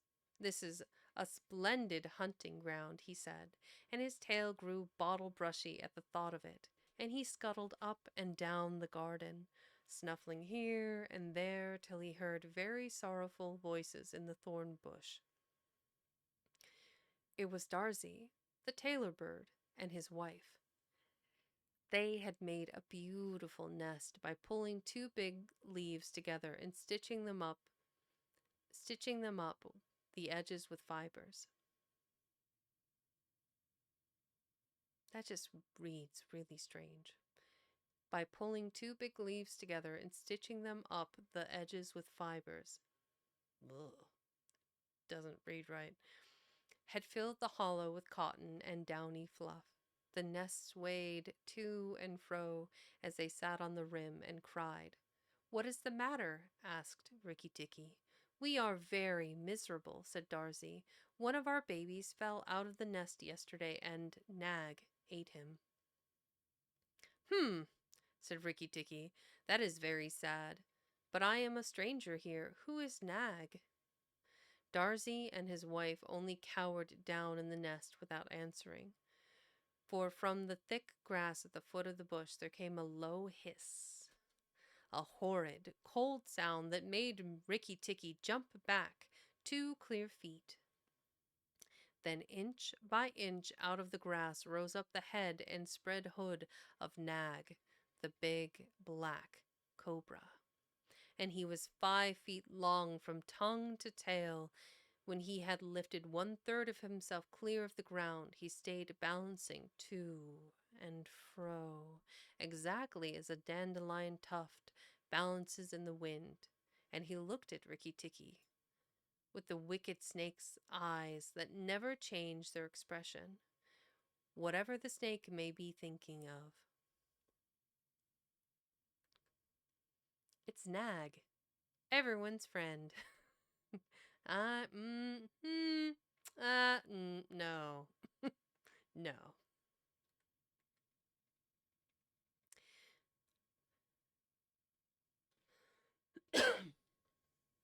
Hydrate. Mm. Mm-hmm. "Who is Nag?" he said. "I am Nag. The great god Brahm put his mark upon all our people when the first cobra spread his hood to keep the sun off Brahm as he slept. Look and be afraid." He spread out his hood more than ever, and Rikki Tikki saw the spectacle mark on the back of it that looks exactly like the eye part of a hook and eye fastening. He was afraid for the minute, But it is impossible for a mongoose to stay frightened for any length of time, and though Rikki Tikki had never met a live cobra before, his mother had fed him on dead ones, and he knew that all a grown mongoose's business in life was to fight and eat snakes. Nag knew that too, and at the bottom of his cold heart he was afraid. Well, well, said Rikki Tikki, and his tail began to fluff up again. Marks or no marks, do you think it is right for you to eat fledglings out of a nest? Before I continue on, since that picture is in a weird angle, let's, here. This is Rikki Tikki Tavi and Nag, the black cobra. I'm willing to bet this is a Maurice. I can just tell by all the texture. Yeah, M. Detmold. Yep, that's a Maurice. There's something very distinctive about the two twin brothers' artwork styles, and I think this is a really good example of that. You can see these leaves. I'm willing to bet this is a rhododendron. They love the heat and they love like warm, hot places. So a rhododendron bush, and then here is that would explain the big broad leaves that the Darzi would have stitched together. It all kind of makes sense when you put it all together. Yeah, the fur, all of the different gradation of color and in texture in the fur, the claws, the detail in the eye, the reticulated scales on the snake. I love the texture of the ground, actually. It looks tangible. Really good. Really, really good. I wish they had shown the back of the cobra, like the angle had been kind of reversed, so you saw more of the front of Rikki Tikki Tavi, and then saw the big eye shape on the back of the cobra's hood. It's really nicely done, though. So we do love Maurice's artwork. Nag was thinking to himself and watching the least movement in the grass behind Rikki Tikki. He knew that mongooses in the garden meant death sooner or later for him and his family. But he wanted to get Rikki Tikki off his guard, so he dropped his head a little and put it on one side.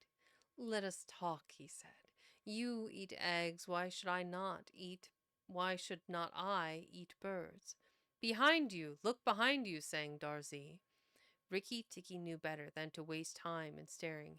He jumped in the air as high as he could go, and just under him whizzed by the head of Nagina, Nag's wicked wife. She had crept up behind him as he was talking to make an end of him, and he heard her savage hiss as the stroke missed. He came down almost across her back, and if he had been an old mongoose, he would have known that then was the time to break her back with one bite. But he was afraid of the terrible lashing return stroke of the cobra. He bit indeed, but did not bite long enough, and he jumped clear of the whisking tail, leaving Nagaina torn and angry. Wicked, wicked Darzi, said Nag, lashing up as high as he could. He could reach toward the nest in the thorn bush. But Darzi had built it out of reach of snakes, and it only swayed to and fro. Rikki Tikki felt his eyes growing wet. Wet. We're getting marriage. We're getting wet. Try this again. Rikki Tikki felt his eyes growing red and hot. When a mongoose's eyes grow red, he is angry. And he sat back on his tail and hind legs like a little kangaroo, and looked all around him, and chattered with rage. But Nag and Nagaina had disappeared into the grass. When a snake misses its stroke, it never says anything or gives any sign of what it means to do next. Rikki Tikki did not care to follow them, for he did not feel sure that he could manage 2 snakes at once. So he trotted off to the gravel path near the house and sat down to think. It was a serious matter for him.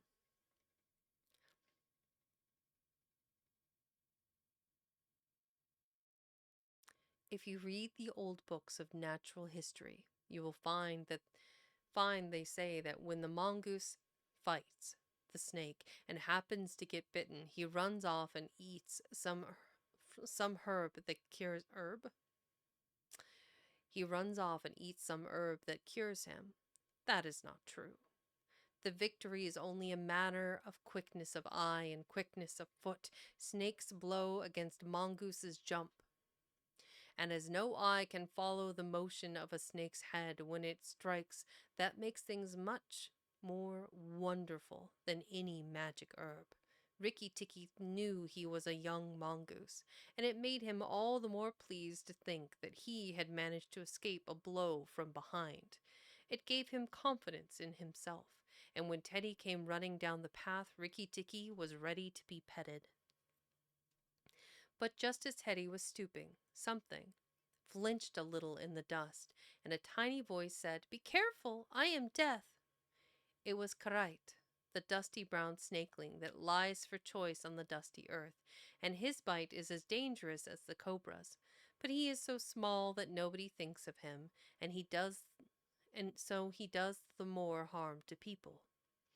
Rikki Tikki's eyes grew red again, and he danced up to Karait with the peculiar rocking, swaying motion that he had inherited from his family.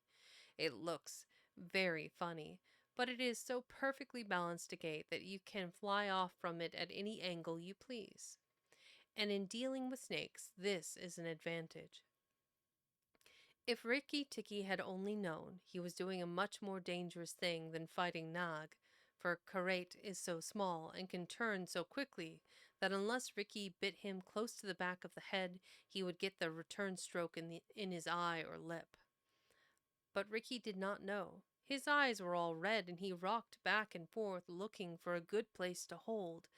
Karait struck out. Rikki jumped sideways and tried to run in, but the wicked little dusty gray head lashed him with a fraction of his shoulder, and he had to jump over the body, and the head followed his heels close.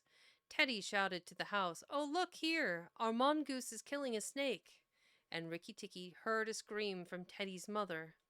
His father ran out with a stick, but by the time he came up, Karait had lunged out once too far, and Rikki Tikki had sprung, jumped on the snake's back, dropped his head far between his forelegs, bitten as high up the back as he could get hold, and rolled away. That bite paralyzed Karait, and Rikki Tikki was just going to eat him up from the tail, after the custom of his family at dinner, when he remembered that a full meal makes a slow mongoose, and he wanted all his strength and quickness ready. He must keep himself thin. He went away for a dust bath under the castor oil bushes, while Teddy's father beat the dead Karait. "What is the use of that?" thought Rikki Tikki. "I have settled it all." And then Teddy's mother picked him up from the dust and hugged him, crying that he had saved Teddy from death, and Teddy's father said that he was a providence, and Teddy looked on with big, scared eyes. Rikki Tikki was rather amused at all the fuss, which, of course, he did not understand. Teddy's mother might just as well have petted Teddy for playing in the dust. Rikki was thoroughly enjoying himself that night. At dinner, walking to and fro among the wine glasses on the table. He could have stuffed himself 3 times over with nice things, but he remembered Nag and Nagaina, and thought it was very pleasant to be patted and petted by Teddy's mother, and to sit on Teddy's shoulder. His eyes would get red from time to time, and he would go off into his long war cry of "Rick tick ticky tick tick, Rick tick ticky tick tick." Dang it, it changed. It was Rick tick tick ticky tick. All right, Rick tick ticky ticky tick. His war cry of "Rick tick ticky ticky tick." I'm struggling. Teddy carried him off to bed and insisted on Rikki Tikki sleeping under his chin. Rikki Tikki was too well bred to bite or scratch, but as soon as Teddy was asleep, he went off for his nightly walk round the house.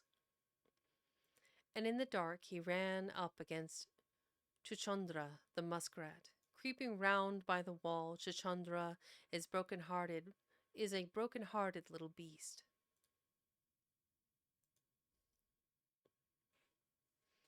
He whimpers and creeps all the night, trying to make up his mind to run in the middle of the room, but he never gets there.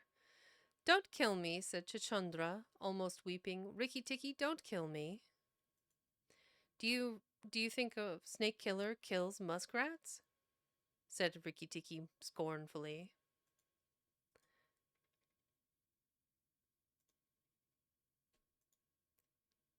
Those who kill snakes get killed by snakes, said Chuchundra more sorrowfully than ever. And how am I to be sure that Nag won't mistake me for you some dark night? There's not the least danger, said Rikki Tikki, but Nag is in the garden, and I know you don't go there. Bum, bum, bum, bum, bum, bum, bum, bum. My cousin Chua, the rat, told me, said Chuchundra, and then he stopped. Told you what? Hush! Nag is everywhere, Rikki Tikki. You should have talked to Chua in the garden. I didn't. So you must tell me. Quick, Chuchundra, or I'll bite you.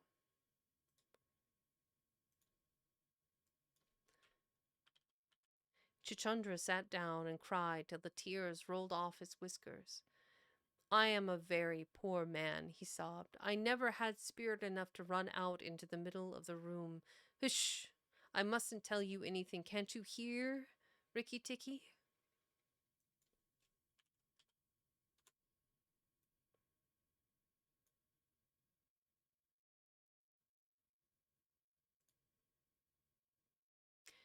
Rikki Tikki listened. The house was as still, but he thought he could just catch the faintest scratch in the world, a noise as faint as that of a wasp walking on a window pane, the dry scratch of a snake's scale on brickwork. That's Nag or Nagaina, he said to himself, and he is crawling into the bathroom sluice. You are right, Chuchundra. I should have talked to Chua. He stole off to Teddy's bathroom, but there was nothing there, and then to Teddy's mother's bathroom. All at the bottom of the smooth plaster wall there was a brick pulled out to make a sluice for the bath water, and as Rikki Tikki stole in by the masonry curb where the bath is put, he heard Nag and Nagaina whispering together outside in the moonlight. When the house is emptied of people, said Nagaina to her husband, he will have to go away, and then the garden will be our own again.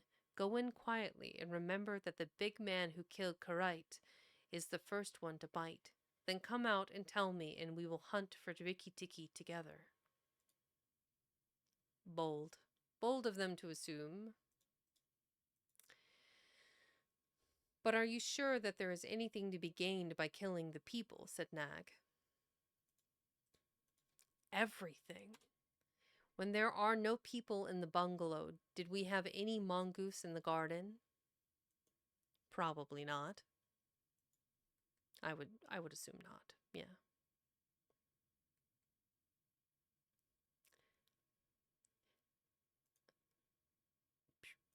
Bunk, bonk, click. All the bonks. There we go. So long as the bungalow is empty. We are king and queen of the garden, and remember that as soon as our eggs in the melon bed hatch, as they may tomorrow, our children will need room and quiet. I had not thought of that, said Nag. I will go, but there is no need that we should hunt for Rikki Tikki afterward. I will kill the big man and his wife, and the child if I can, and come away quietly. Then the bungalow will be empty, and Rikki Tikki will go. Rikki Tikki tingled all over with rage and hatred at this, and then Nag's head came through the sluice, and his 5 feet of cold body followed it. Angry as he was, Rikki Tikki was very frightened as he saw the size of the big cobra. Nag coiled himself up, raised his head, and looked into the bathroom in the dark, and Rikki could see his eyes glitter. Now, if I kill him here, Nagaina will know, and if I fight him on the open floor, the odds are in his favor. What am I to do? Said Rikki Tikki Tavi. Nag waved to and fro, and then Rikki Tikki heard him drinking from the biggest water jar that was used to fill the bath. That is good, said the snake. Now, when Karate was killed, the big man had a stick. He may have that stick still, but when he comes in to bathe in the morning, he will not have a stick. I shall wait here till he comes. Nagaina, do you hear me? I shall wait here in the cool till daytime. There was no answer from outside, so Rikki Tikki knew Nagaina had gone away. Nag coiled himself down, coil by coil, round the bulge at the bottom of the water jar, and Rikki Tikki stayed still as death. After an hour he began to move, muscle by muscle, toward the jar. Nag was asleep, and Rikki Tikki looked at his big back, wondering which would be the best place for a good hold. If I don't break his back at the first jump, said Rikki, he can still fight, and if he fights... Oh, Rikki! He looked at the thickness of the neck below the hood, but that was too much for him. And a bite near the tail would only make Nag savage. It must be the head, he said at last, the head above the hood, and when I am once there, I must not let go. Then he jumped. The head was lying a little clear of the water jug under the curve of it, and as his teeth met, Rikki braced his back against the bulge of the red earthenware to hold down the head. This gave him just 1 second's purchase, and he made the most of it. Then he was battered to and fro as a rat is shaken by a dog, to and fro on the floor, up and down and round in great circles, but his eyes were red, and he held on as the body cart-whipped over the floor, upsetting the tin dipper and the soap dish and the flesh brush, and banged against the tin side of the bath. As he held, he closed his jaws tighter and tighter, for he made sure he would be banged to death, and for the honor of his family, he preferred to be found with his teeth locked. He was dizzy, aching, and felt shaken to pieces when something went off like a thunderclap just behind him. A hot wind knocked him senseless, and red fire singed his fur. The big man had been wakened by the noise and had fired both barrels of a shotgun into Nag just behind the hood. Intense? Whoa. Rikki Tikki held on with his eyes shut, for now he was quite sure he was dead, but the head did not move, and the big man picked him up and said, "It's the mongoose again, Alice. The little chap has saved our lives now." Then Teddy's mother came in with a very white face and saw what was left of Nag, and Rikki Tikki dragged himself to Teddy's bedroom, and spent half the rest of the night shaking himself tenderly to find out whether he really was broken into 40 pieces, as he fancied. When morning came, he was very stiff, but well pleased with his doings. Now I have Nagaina to settle with, and she will be worse than 5 nags. And there's no knowing when the eggs she spoke of will hatch. Goodness, I must go and see Darzee, he said. Without waiting for breakfast, Rikki Tikki ran to the thorn bush, where Darzee was singing a song of triumph at the top of his voice. The news of Nag's death was all over the garden, for the sweeper had thrown the body on the rubbish heap.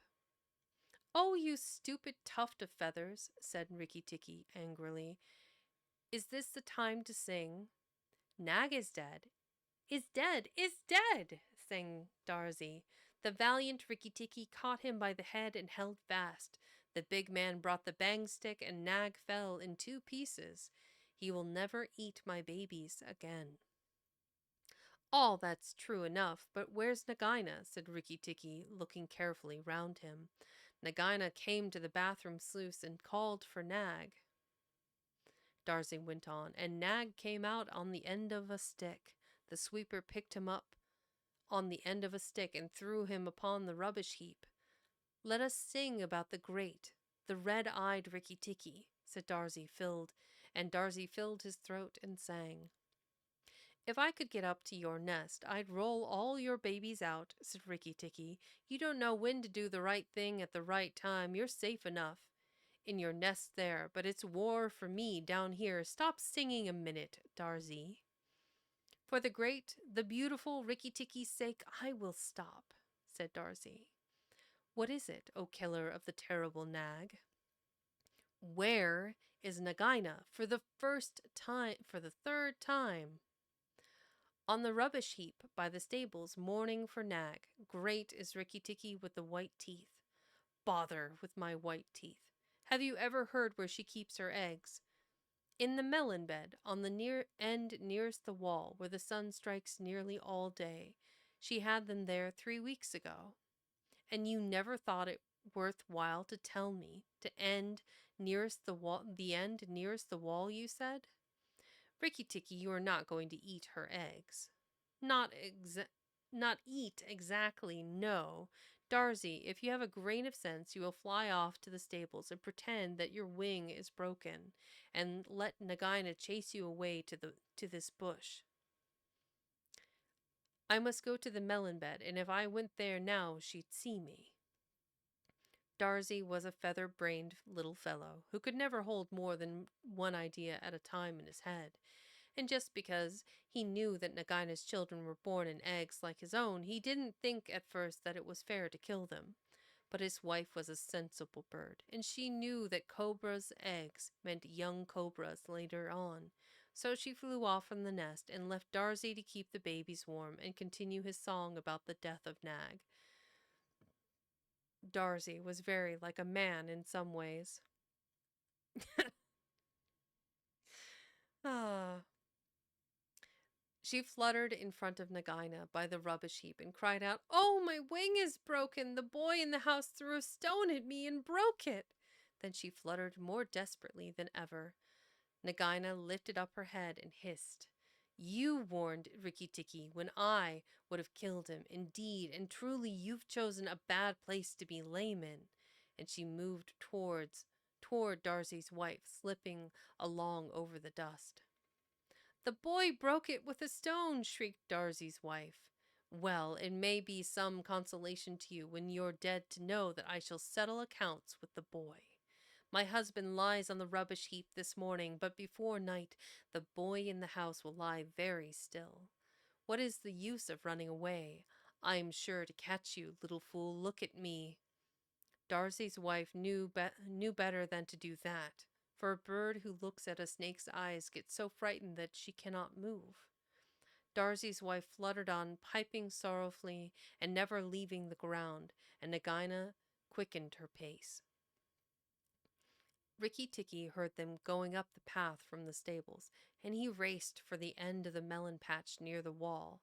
There, in the warm litter about the melons, very cunningly hidden, he found 25 eggs, about the size of a bantam's egg, but with whitish skin instead of shell. That's a whole lot of nope. That's a nope from me, dog. Absolutely no.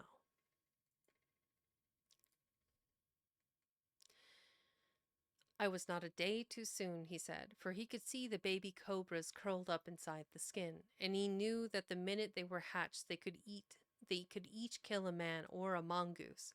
He bit off the tops of the eggs as fast as he could, taking care to crush the young cobras, and turned over the litter from time to time to see whether he had missed any. At last there were only 3 eggs left, and Rikki Tikki began to chuckle to himself when he heard Darcy's wife screaming, "I like snakes that can't poison me." I have handled any number of garter snakes and small brown snakes and pythons. My friend had a boa constrictor. I don't really care. They are nice. They can be very chill. Um, these are cobras. That is 25 baby cobras that could kill a man as sure as like you see them. Very specifically, poisonous, venomous, and poisonous snakes. No bueno. And I'm not even gonna get into the ones that can 30 feet long and wrap around a man. Like what was it? Caw was the snake that was in Mowgli's tail, the 30-foot reticulated python. That's a lot of snake. A lot of snake. Yeah, Caw.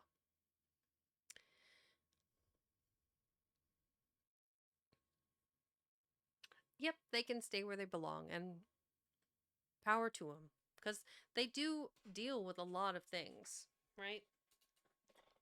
Snakes are part of the circle of life. They eat rats, they eat birds, they eat things, and reduce populations of stuff. The circle of life. Let's see. Ba, ba, ba. At last, there were only 3 eggs left, and Rikki Tikki began to chuckle to himself when he heard Darcy's wife screaming.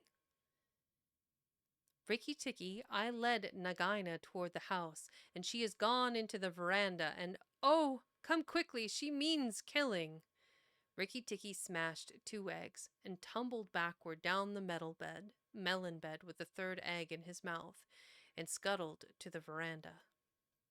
As hard as he could put foot to the ground, Teddy and his mother and father were there at early breakfast.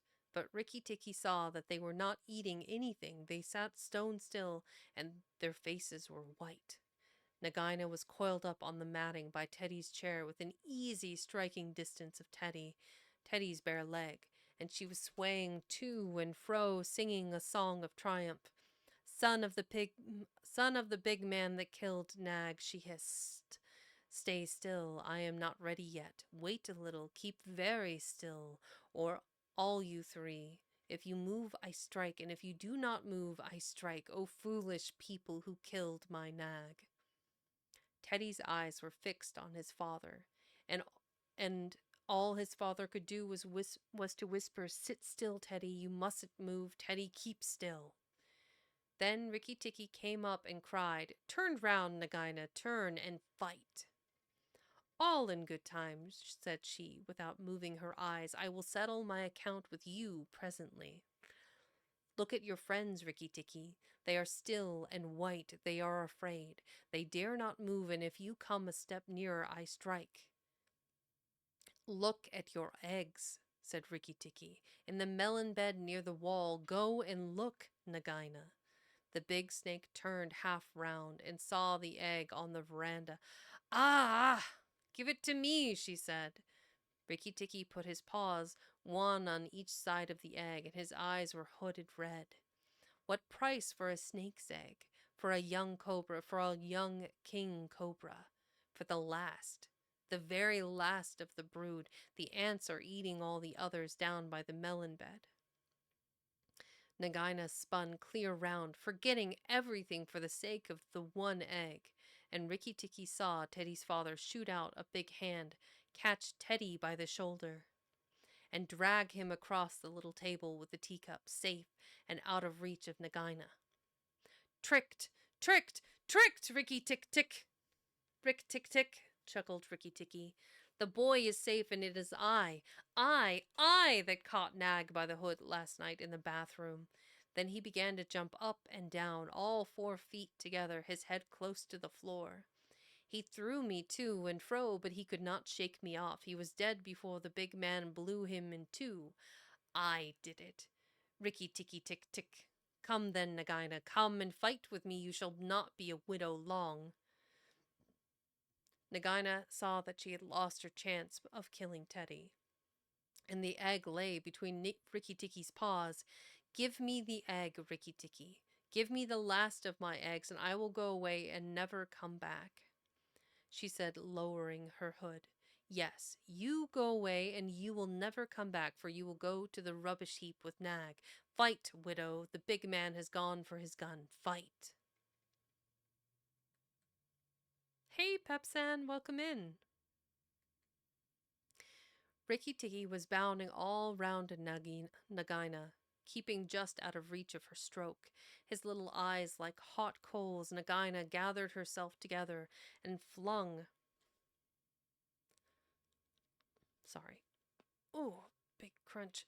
Flung out at him. Rikki Tikki jumped up and backward. Again and again and again she struck, and each time her head came within a whack on the matting of the came with a whack on the matting of the veranda, and she gathered herself together like a watch spring. Then Rikki Tikki danced in a circle to get behind her, and Nagaina spun round to keep her head to his head, so that the rustle of her tail on the matting sounded like dry leaves blown along by the wind. He had forgotten the egg. It still lay on the veranda, and Nagaina came nearer and nearer to it till at last, while Rikki Tikki was drawing breath, she caught it in her mouth, turned to the veranda steps, and flew like an arrow down the path with Rikki Tikki behind her.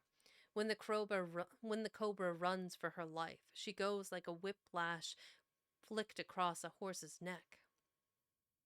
Rikki Tikki knew that he must catch her, or all the trouble would begin again. She headed straight for the long grass by the thorn bush, and as he was running, Rikki Tikki heard Darzee singing his foolish little song of triumph. But Darzee's wife was wiser. She flew off her nest as Nagaina came along, and flapped her wings about Nagaina's head. If Darzee had helped, they might have turned her, but Nagaina only lowered her hood and went on. Still, the instant's delay brought Rikki Tikki up to her, and as she plunged into the rat hole where she and Nag used to live, his little white teeth were clenched on her tail, and he went down with her. And very few mongooses, however wise and old they may be, care to follow a cobra into its hole. It was dark in the hole, and Rikki Tikki never knew when it might open out and give Nagaina room to turn and strike at him.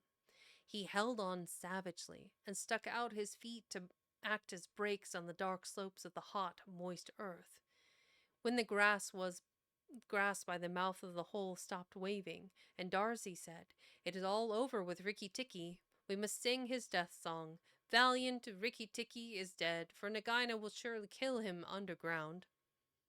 So he sang a very mournful song that he made up all on the spur of the minute, and just as he got to the most touching part, the grass quivered again, and Rikki Tikki, covered with dirt, dragged himself out of the hole leg by leg, licking his whiskers. Darzee stopped with a little shout. "Rikki Tikki!" Rikki Tikki shook some of the dust out of his fur and sneezed. "It is all over," he said. "The widow will never come out again." And red ants that lived between the grass stems heard him and began to troop down one after another to see if he had spoken the truth. Oh, thanks for the lurk, Excalibur. Enjoy the quiet part of the library. Rikki Tikki curled himself up in the grass and slept where he was, slept and slept till it was late in the afternoon, for he had done a hard day's work. "Now," he said, when he awoke, "I will go back to the house, tell the coppersmith Darzee, and he will tell the garden that Nagaina is dead." The coppersmith is a bird who makes a noise exactly like the beating of a little hammer on a copper pot, and the reason he is always making it is because he is town crier to every Indian garden, and tells all the news to everybody who cares to listen. As Rikki Tikki went up the path, he heard his attention notes like a tiny dinner gong, and then the steady ding-dong tock. Nag is dead, dong. Nagaina is dead, ding-dong tack. That set all the birds in the garden singing, and the frogs croaking, for Nag and Nagaina used to eat frogs as well as little birds. When Rikki got to the house, Teddy and Teddy's mother, she looked very white still, for she had been fainting, And Teddy's father came out and almost cried over him. And that night he ate all that was given him till he could eat no more, and went to bed on Teddy's shoulder, where Teddy's mother saw him when she came to look late at night. He saved our lives. And Teddy's life, she said to her husband. Just think, he saved all our lives. Rikki Tikki woke up with a jump, for all the mongooses are light sleepers. Oh, it's you, said he. What are you bothering for? All the cobras are dead, and if they weren't, I'm here. Rikki Tikki had a right to be proud of himself, but he did not grow too proud, and he kept that garden as a mongoose should keep it, with tooth and jump and spring and bite, till never a cobra dared show its head inside the walls. So this will be the last part here. I'll read this final poem. Whew. I'm getting quite famished. So this is called Darcy's Chaunt. Chaunt. Interesting with the U in there. Instead of chant, it's chaunt. Sung in honor of Rikki Tikki Tavi. Let's drink a little.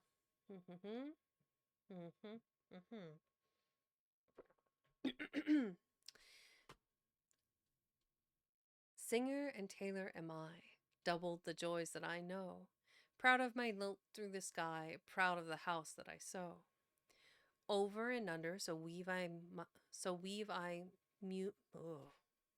So over and over, so weave I my music, so weave I the house that I sew. Sing to your fledglings again, mother, oh lift up your head. Evil that plagued us is slain, death in the garden lies dead. Terror that hid in the roses is impotent, flung on the dunghill and dead. Who hath delivered us? Who? Tell me his nest and his name. Rikki the valiant, the true, Tikki with eyeballs of flame.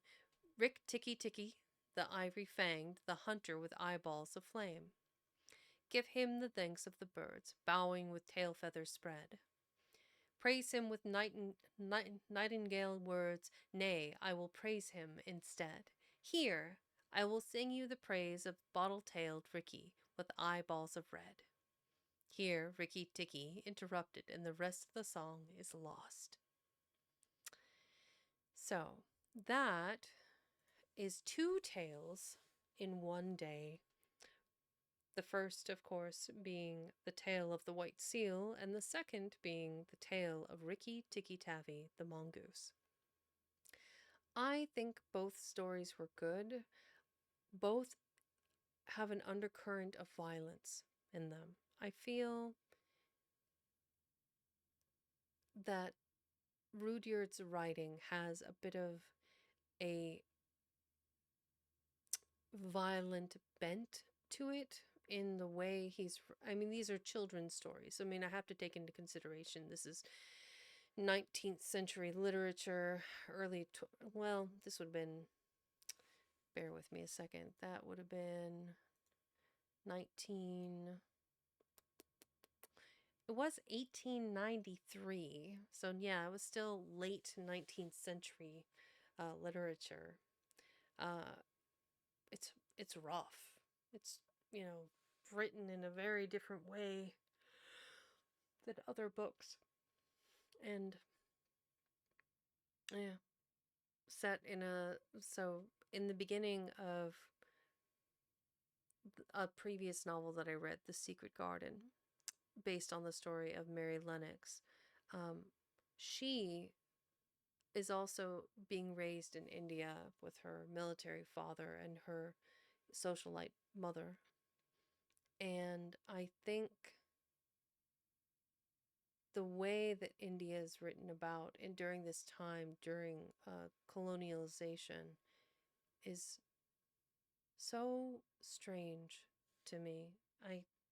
I guess there's something to be said that, we we can only observe through the lens of history what was said and what was done. I think I am at a good stopping point for today. I believe we have two stories left. Bear with me to confirm. We have Tumai of the Elephants and we have Her Majesty's Servants with a couple of poems in between. So we'll go ahead and we'll read those next time. And what is that?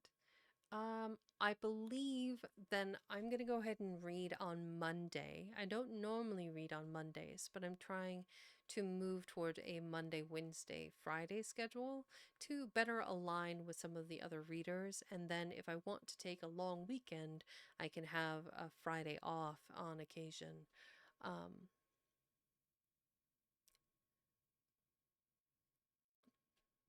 Children's stories, but there is a lot of violence. Yes, I concur.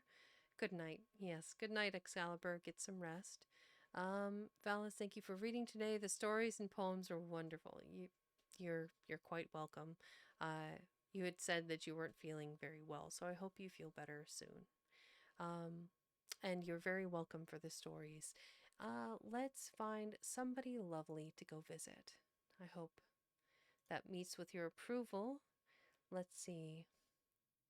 My friend Foxy Shroom Witch is doing a reading. She's been at it for 2.5 hours. Um, she might be near finishing here. Anybody else? We've got Bone Collar. I know I just dove into Bone Collar, so um, he's still doing that very important stuff. He's doing that big charity drive for the VTuber Slam, which is like what is the name of this? It's like through Tiltify, donate through Tiltify. They're doing funding, like charity funding for Gamers Outreach Foundation, which, if you're not familiar with, it is a charity that empowers hospitalized families through play. Um,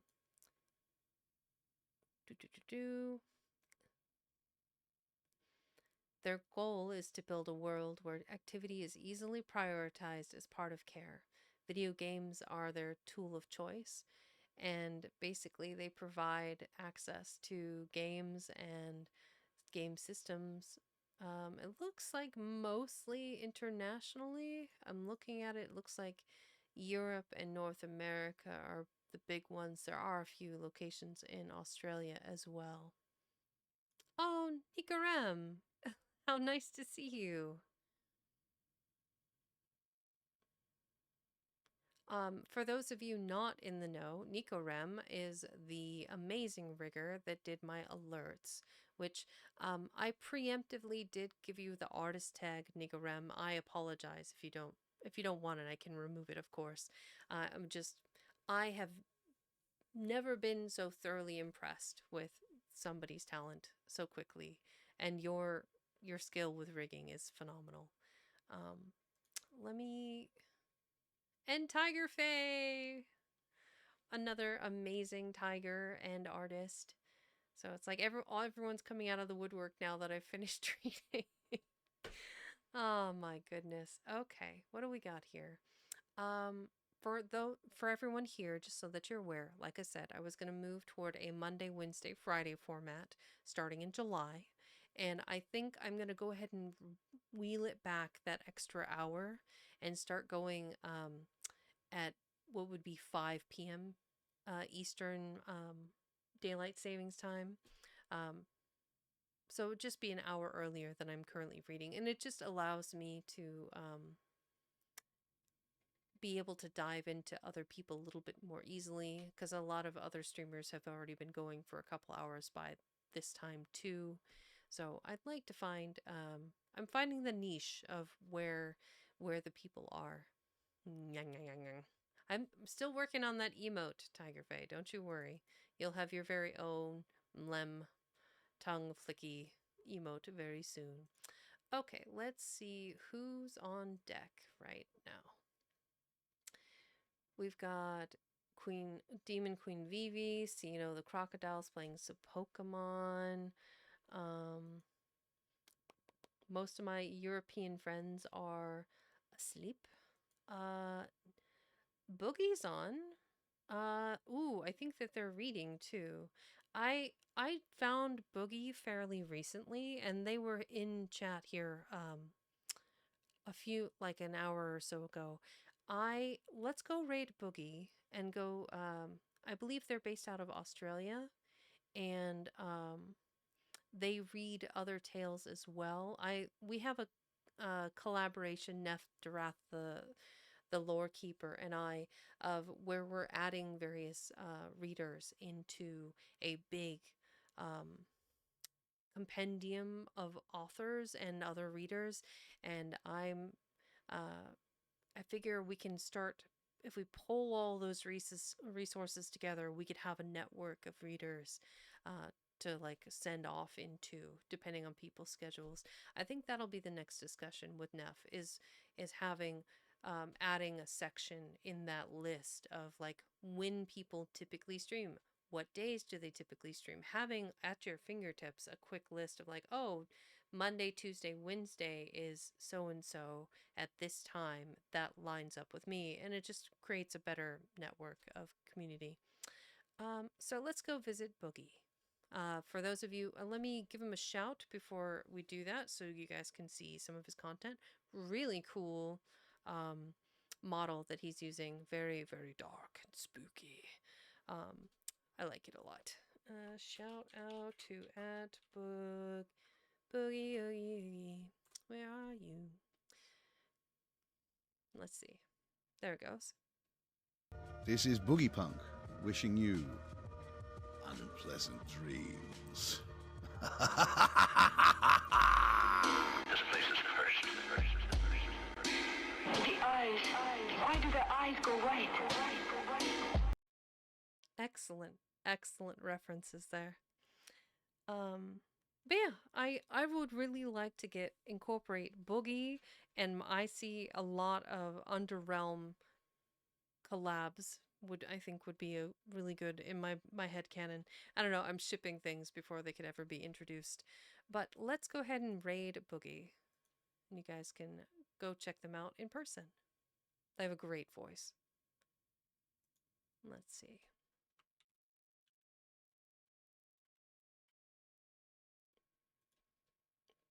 All right, don't forget to grab your Leaving the Library. And we will go say hello right now. Hold on to your books, everyone. Let's get going. Or something along those lines. Okay. Everybody got your books. Checking out of the library now. Everyone, have a wonderful day. And thank you for listening to the reading.